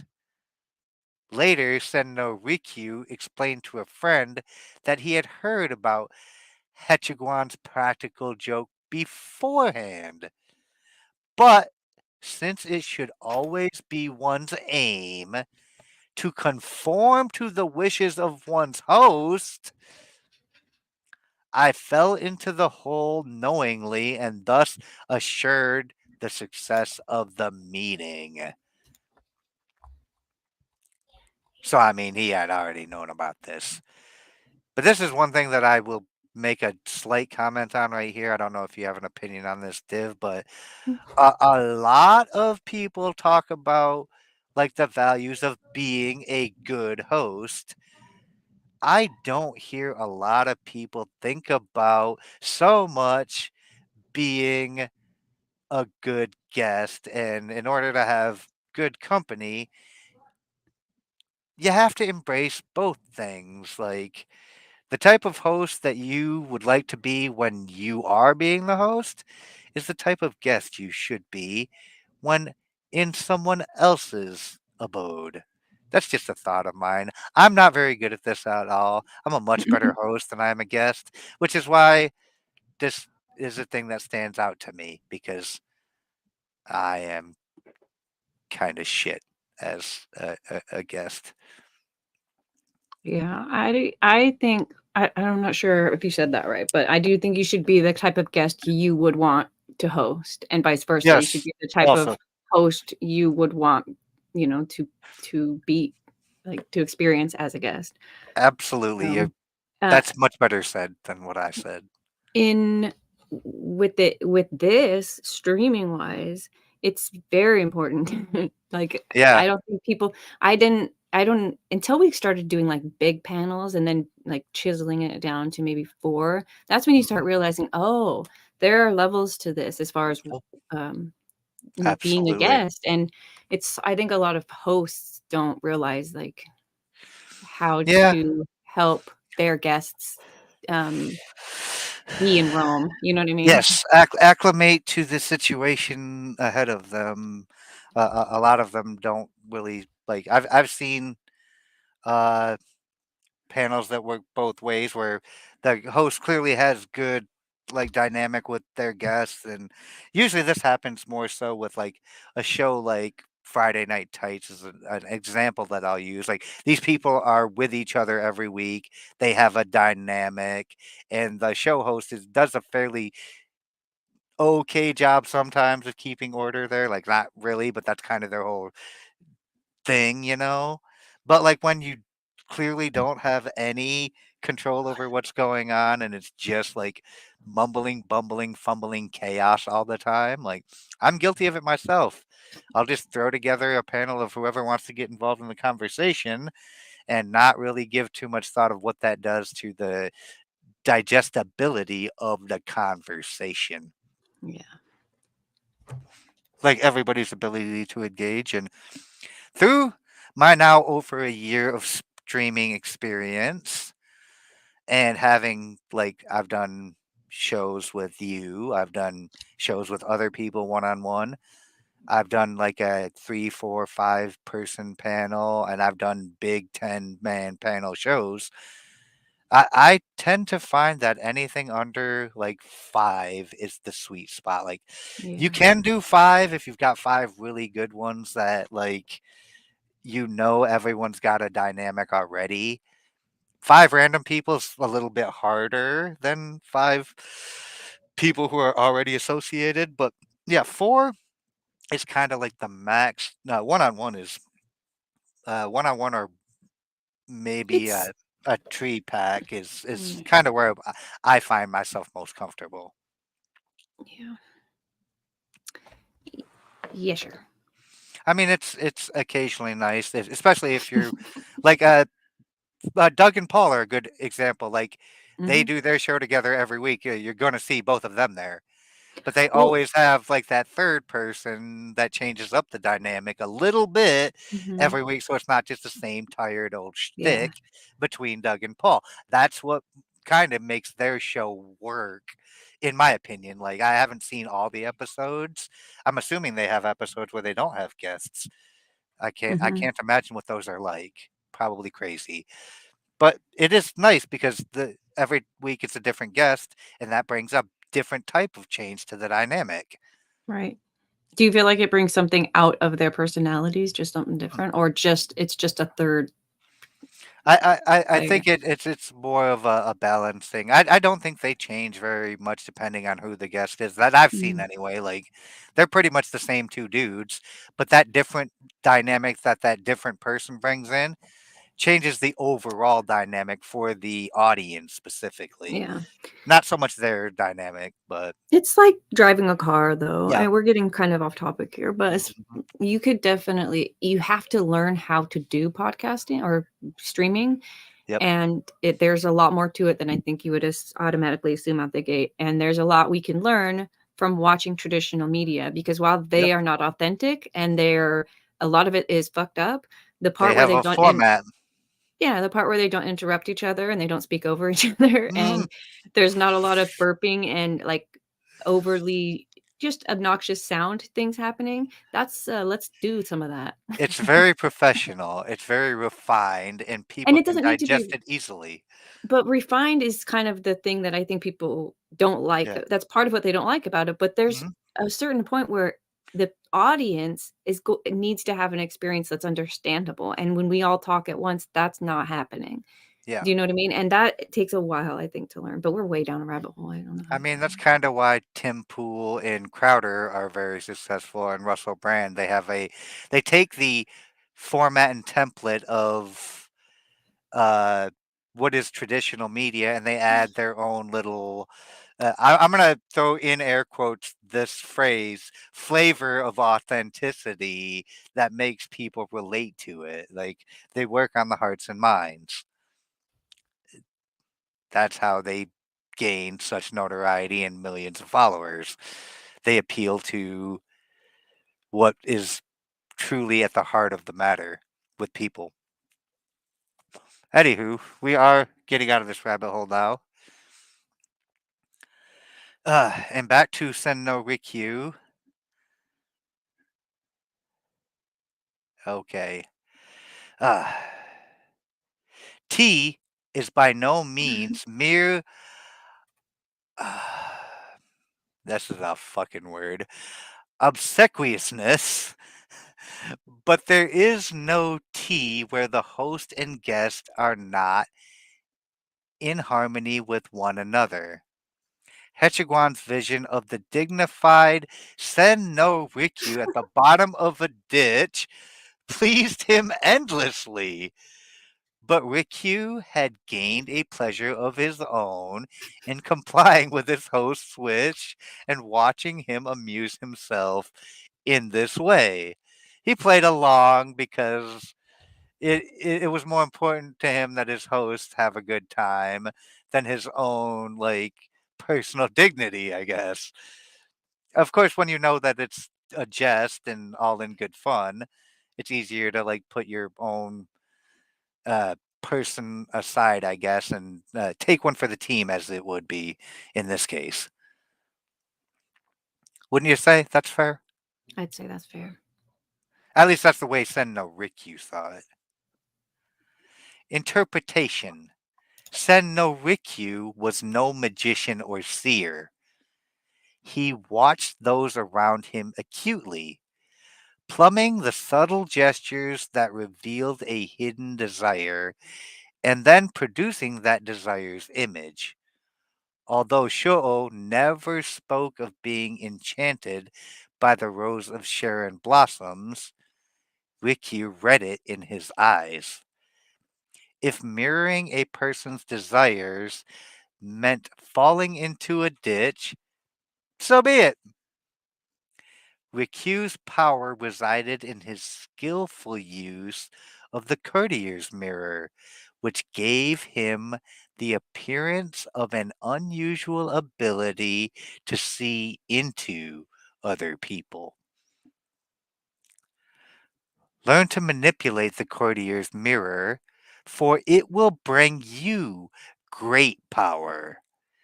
Study people's eyes, follow their gestures, surer barometers of pain and pleasure than any spoken word. I like to use the analogy when explaining this concept of playing poker at a poker table. A lot of the game is based more on the person sitting with the cards across from you than the cards themselves. So learn to read these little unconscious gestures, for they will betray a lot more than anyone thinks.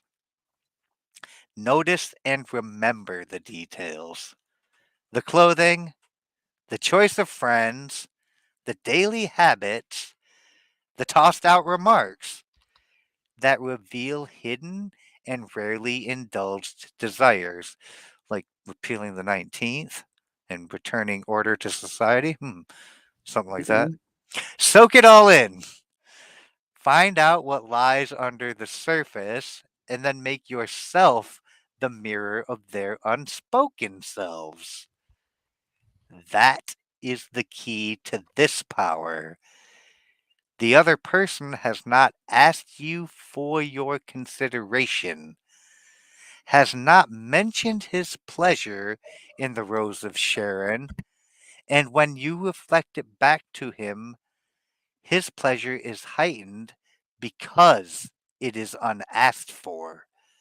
Remember, the wordless communication, the indirect compliment contains the most power. No one can resist the enchantment of the courtier's mirror. Oh, That's another guarantee from Mr. Robert Greene, y'all. I hope very y'all are good. taking notes here. Yeah. Man, oh man, do you see that? 7. Observance 7. And another cheers for the third round.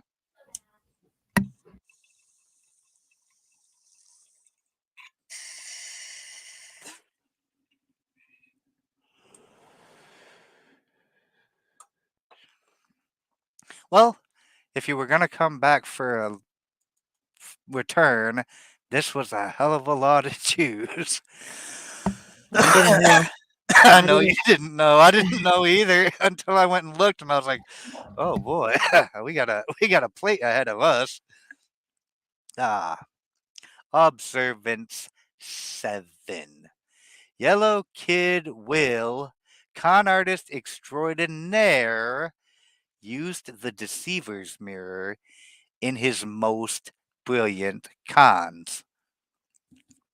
Most audacious of all was his recreation of a bank in Muncie, Indiana. When Whale read one day that the Merchants Bank in Muncie had moved, he saw an opportunity he could not pass up. Whale rented out the original Merchants building, which still contained bank furniture, complete with teller windows. He bought money bags, stenciled a bank's invented name on them, filled them with steel washers, and arrayed them impressively behind the teller windows, along with bundles of boodle, real bills hiding newspaper cut to size.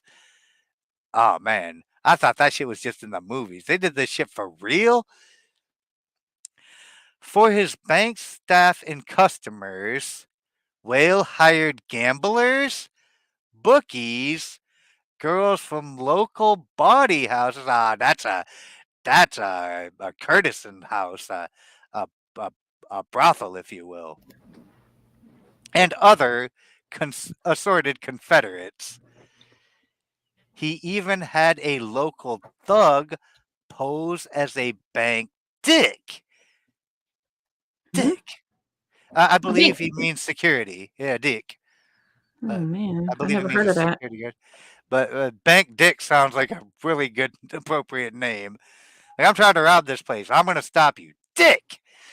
Uh, Claiming to be the broker for a certificate investment the bank was offering, Whale would fish the waters and hook the proper wealthy sucker.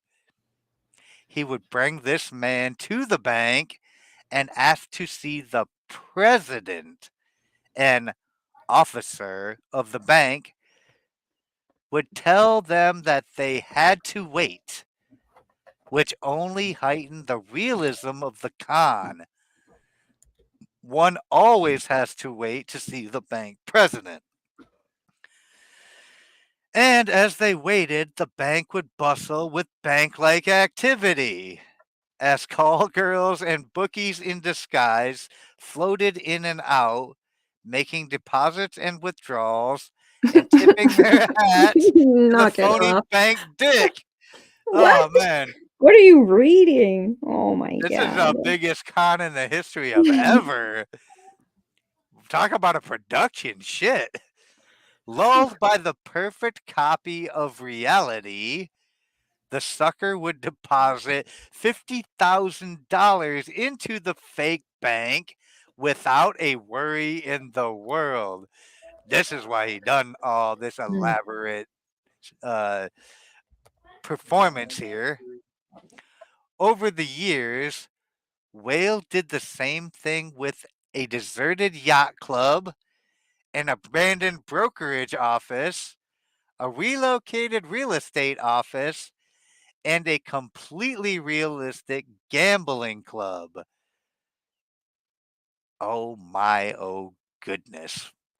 So much value in the presentation of reality. That's why I have trouble believing that anyone ever fell for the Nigerian prince scam. The fact that people have fallen for it in great numbers is like, in what universe does that shit seem real? Like this shit, I can understand, that's a really big dupe. I can understand how you fell Bro, for it. we literally read, like, 2 hours ago that King Louis the Yeah, 17th fell for the yeah, ugly bitch instead of the hot one, so there's, that's like, true. hope embedded in us or something. There really is that hope that it's what seems too good to be true really is real. Yeah, there's no free lunch, but there's discounted lunch sometimes. Yeah, sometimes discounted lunch, The and crumbs is sometimes that's free, for y'all. real. Yeah.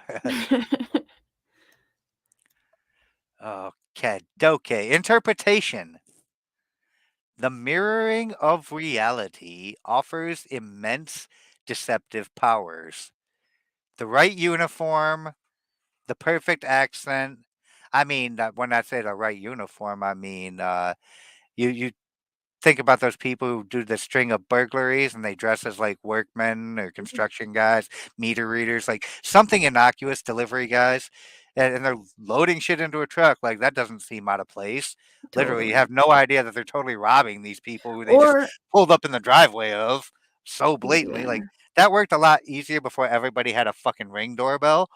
But people Well, still use this shit as a because to everyone who's observing from the outside, nobody really can tell that reality is not going on.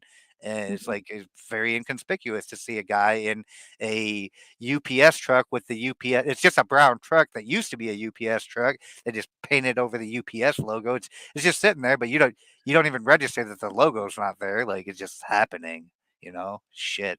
Or just a regular ass white box truck. Most people don't even think about it. Or or, like, U-Haul maybe in not that that bitch. even so much if you just are going to an interview and you dress the part, Right. that's That another way that's a to, like, deception. Yeah. put on a Dre mirror. Dress the part, pretend that your resume that you made up is act like if you can fake it till you make it and you actually have the ability, like you can get your foot in the door and you have the ability to keep yourself there. Like I know a guy who he dated my sister for a while and had no experience in IT other than like all the shit he had taught himself. But he did that. He fabricated a resume, dressed the part, said all the right things because he knew what to do. He just that this was like one of those companies like we need a 2 year, 4 year, whatever degree and all these certifications. He basically lied about all of it and because he represented that he really knew what the fuck he was talking about because he did. I don't know if they ever looked up on him or what, but he worked for that company right up until the day that he left to go found his own operation. Hmm, This is a thing. Like people can fake it and get in. Mm. Yeah, right uniform, perfect accent, prop proper props. The deception cannot be deciphered because it is enmeshed in a simulation of reality. Oh my goodness. Are we going to get into the simulation? no. People have an intense desire and need to believe. And their first instinct is to trust a well constructed facade, Mhm. to mistake it for reality. Exactly. After all, we cannot go about doubting the reality of everything we see. That would be too exhausting. I am men to that. I hate this whole everything I see is fucking bullshit psyop. Even though it is, like, I can't obsess over every little detail of the psyop. We habitually accept appearances, and this is a credulity you can use. Mhm. In this particular game, it is the first moment that counts the most. Initial impressions. If your sucker's suspicions are not raised by their first glance at the mirror's reflection, they will stay suppressed. Once they enter your hall of mirrors, they will be unable to distinguish the real from the fake. and it will become easier and easier to deceive them. Remember, study the world's surfaces and learn to mirror them in your habits, your manner, your clothes. Like a carnivorous plant to unsuspecting insects, you will look like all the other plants in the field. Shout out to the Venus flytrap, y'all. Authority. The task of a military operation is to accord deceptively with the intentions of the enemy. Get to what they want first. Subtly anticipate them. Mm. Maintain discipline and adapt to the enemy. Thus, at first, you are like a maiden, so the enemy opens his door. Then, you are like a rabbit on the loose, so the enemy cannot keep you out.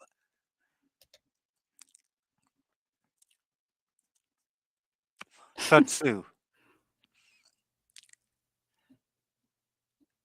I, make yourself desirable, I think is what Sun Tzu is trying to say. Till you get in, and then boom, make yourself uncatchable. Run like hell. Fuck like hell. Do all the things like hell so that you multiply to the point where they cannot suppress you.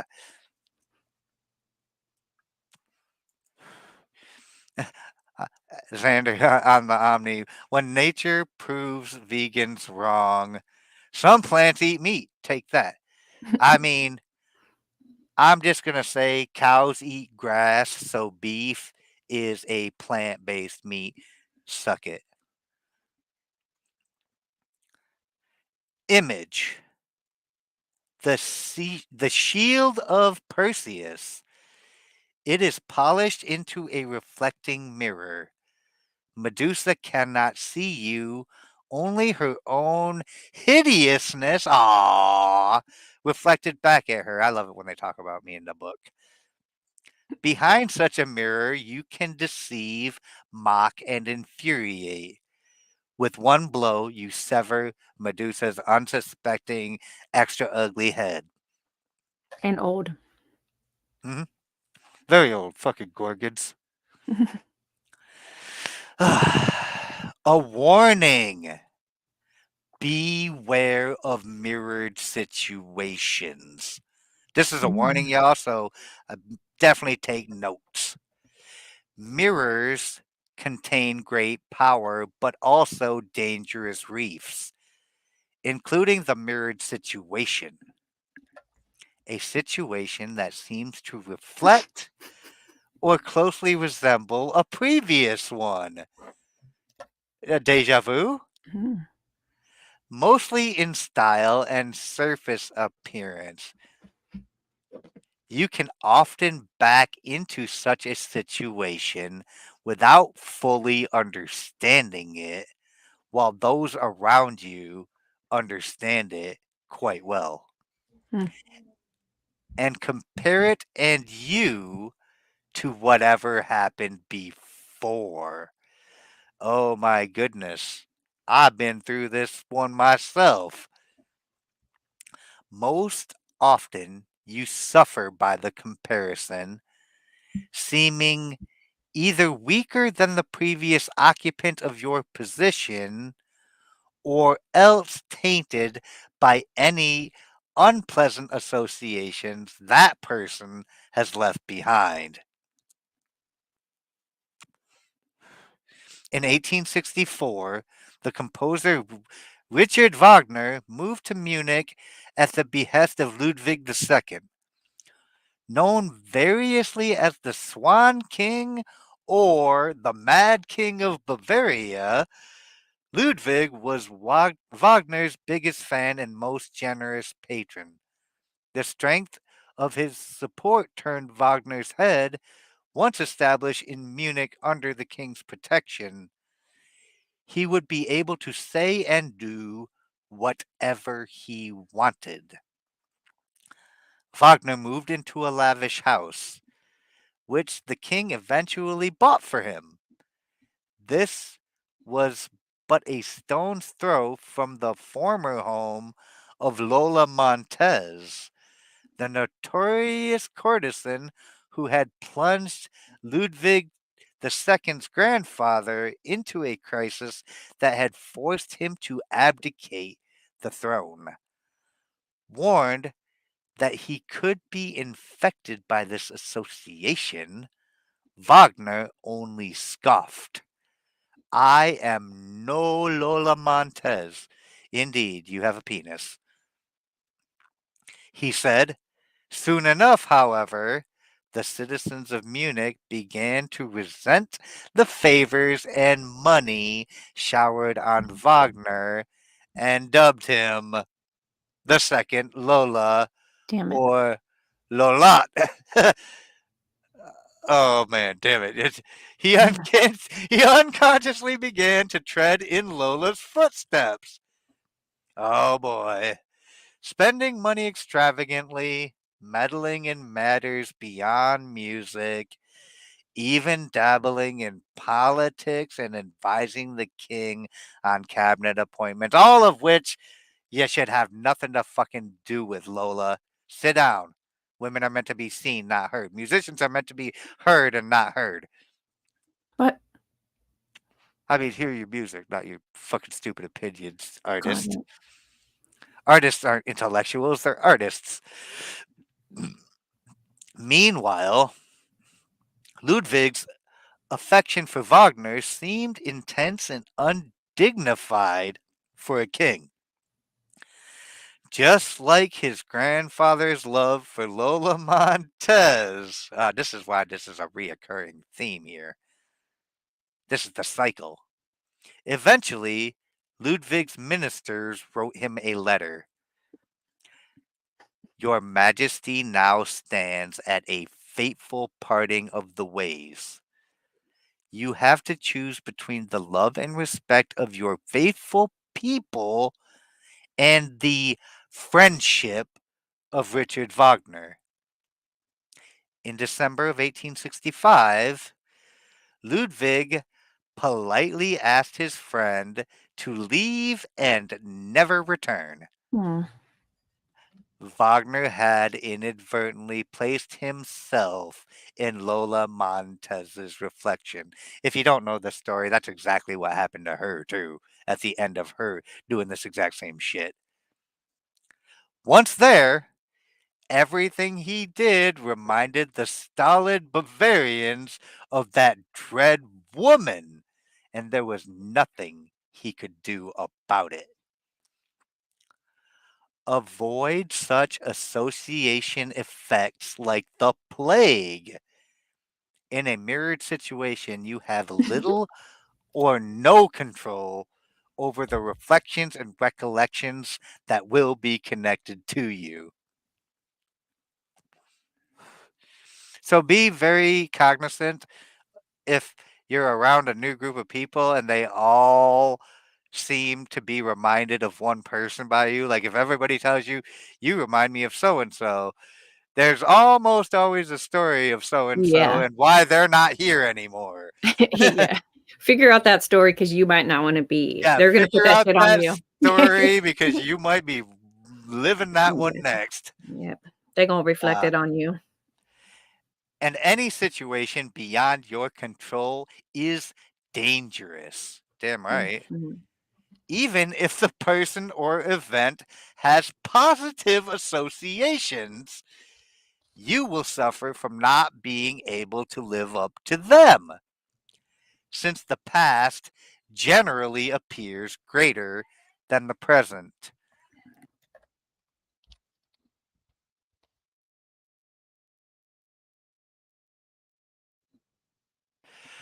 Ah, if you ever notice people associating you with some past event, sorry, stuff going on.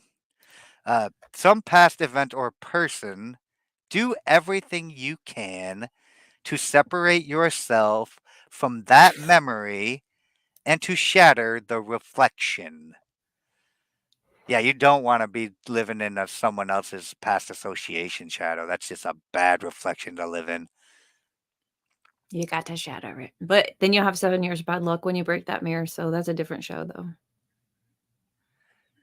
I mean, you right. I'm trying to figure out what Xander means by tell that to Kanye West. Not to let women run your shit. I think that's when he said Oh, that. oh yeah, yeah, yeah, yeah. I don't Medusa hit his off, fancy that. know. Medusa was hot as fuck. Every man who saw her instantly got rock hard. Oh, that's the corniest funny joke right there, but I love it. That's good. Uh, I tried the Perseus shield on Divinity once. Now I'm much prettier. I hope you're not thinking you're much prettier than Divinity. That'd be a stretch. Div, I don't Sir? see Observance 8. Yay. I see Law 45. We have made it all the way to the end. That was a fun one and extra long. Did you have fun? I had fun. Yeah, that was fun. Yeah, that I was a probably blast. learned something. I might have even learned a thing or two. Did chat Yeah. learn anything? Y'all take Yeah, notes? chat. Did you all take notes? Are you ready for the quiz? I know we don't normally do quizzes, but Divinity's here, and no, I'm just kidding. There's no quiz. I hope y'all took something away from it.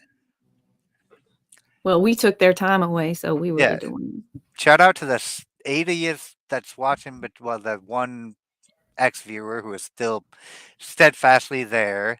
70 y'all sitting chilling on the YouTube side, and I can't even. Oh, there's only 27 people on Rumble. only. That's a lot. Yeah, only 27, 30 now. Oh shit, the numbers just Oh. keep going up. All of y'all who enjoyed this, uh, the 48 laws may be coming to an end, but the library is not closing. We got more books coming up after this, so follow, subscribe, whatever platform has whatever option, do that thing. Yeah, do Hit it. the like button to tell the algorithm that like other people might enjoy this as well. And stay tuned because there's definitely like we may be drawing to a close soon on the 48 laws of power, but I got other stuff in the works, and I will let y'all know about that in its due time. Speaking of letting people know, I have another guest planned for Law 45. This person demanded this spot. So Monday at 8 p.m. right here on my channel, which is all the channels, Small Mousen will be joining me for the 45th law. Preach the need for change, but never reform too much at once. That'll be an interesting conversation right there. Nice. I'm pretty sure. Uh, do I still have you maybe, hopefully, for the 48th law? The Yeah. final one? We Yes. gotta try to stay French for that long. Yeah, and Div should be back for the 48th law at the very end, but we'll get to that one when we get to that one. So maybe we can get her to come back for one of the ones between that two. We'll see what happens. I had a blast. I hope chat had a blast. I love y'all, and it was so great to see so many people turned in and engaged. People tend to listen to Jesus, E.F. Hutton. I don't know who that middle guy is. And Darth, I know who that last guy is, and I know who the first guy is. I would recommend you listen to Jesus and maybe to me a little bit. Like, take everything Jesus says seriously, though. Only take half of the shit I say seriously. That's how that works. Cheers to another law done and dusted. That was Mhm. I was glad to have you back for the 44. This one I would have done it myself, but it would not have been the same without you. Aw, thanks for having me. This was fun. Yeah. I It was long. This was a It was long long. I knew thing. it was gonna be long. This, I think, technically has already broken the record for the longest law of all the laws. I think 3.5 was my previous record, and I knew, like, between the wonderful conversations I can get into with Div about some of this stuff, and just the pure length of 7 observations Mhm. that we was going to be in for a stream. But yeah, this was a lot of fun, and I'm so grateful to have you had come. Would you like to tell my audience about anything that you got coming up, like your promotion of yourself? I don't have anything spectacular going on. I stream on Rumble, in the Yes. mornings, Monday and Tuesday, and then Thursday night for the spicy stuff. Divinity 143, all just one word over there if you want to hang out. It'll be fun. I do stream with a Canadian, fair warning. If Fair warning, Nova is Canadian, and he should be a community note on Divinity everywhere she goes, but we haven't worked that out yet. I mean, he's generally harmless, although he's frustrating as all shit. He isn't an echo chamber, and he does disagree with you, and he does help you to solidify the arguments you make when you present them to your audience. So he does serve a purpose. They don't Yes, know what real bacon is, and I mean, this one, I don't think he knows what reality is, to what be do they fair. call bacon? I mean, do they Ham, what the how would Canadian bacon is just ham. no, but, like, if you wanted to go there I'm gonna do an episode that's called Surviving Canada and find out how to say all the American shits. But if you wanted No, bacon, you would just say, "I want ham," and you would get the little crispy strips? I don't think so. I don't think they actually Ugh. have bacon. What? Uh, Thank you, Bijou. If y'all could go ahead. Oh, bacon. I don't know. Canadian bacon is a term I only hear in America. Like, It's on pizza? and I order thought pizza American. You did. have to order American bacon in Canada. Okay, that's easy enough. No Thank way, you, that's like Castro. what's That's a that? hack. That's a That's like hack. Super Troopers when he's like, "I need a number 3 for a cop." I'm not fucking telling them I'm American, I'm pretending to be Canadian everywhere I go. They think Ever I'm dumb, I just apologize, I think it's nice, and they don't hate me for being American. It'll work out. Div, Hmm. do you have the Rumble stream up by chance? Do I have the Rumble stream up? Yeah. No? Oh wait, no, never mind.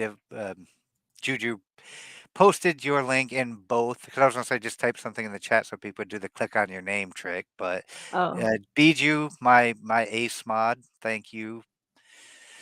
thanks, sweetie. I could never repay you for all the wonderful support I get. Uh, she shilled out your link on the both of the That's platforms. cute. She said, "Don't use the laws against Divinity or she will She, rumble with you." And then yes, there's the link. Cute. yes. So I'll see all of you back here on Monday, or yeah, Monday for me. Div will see Cool. all of you on her channel on Monday also, but at completely different times. Divinity is at noon Eastern time, which is 9 in the morning in California time. I am at 8 Eastern, which is 5 in the California time. And I look forward to seeing all of y'all back here Monday for the 45th Law with the small mouse. Alright, And take care. until then, I we we will Mhm. see all of you in the wastelands. Remember, seatbelts and sidearms, stay strapped or get clapped. It's literally getting wild as fuck out there. And may Jesus watch over all of y'all as well. Oh, I forgot you could do that. I just turned into you for a second. I You mirrored you. literally did just mirror me. Oh my, that is the best way to end this. See y'all later, chat. Bye. Darth and Div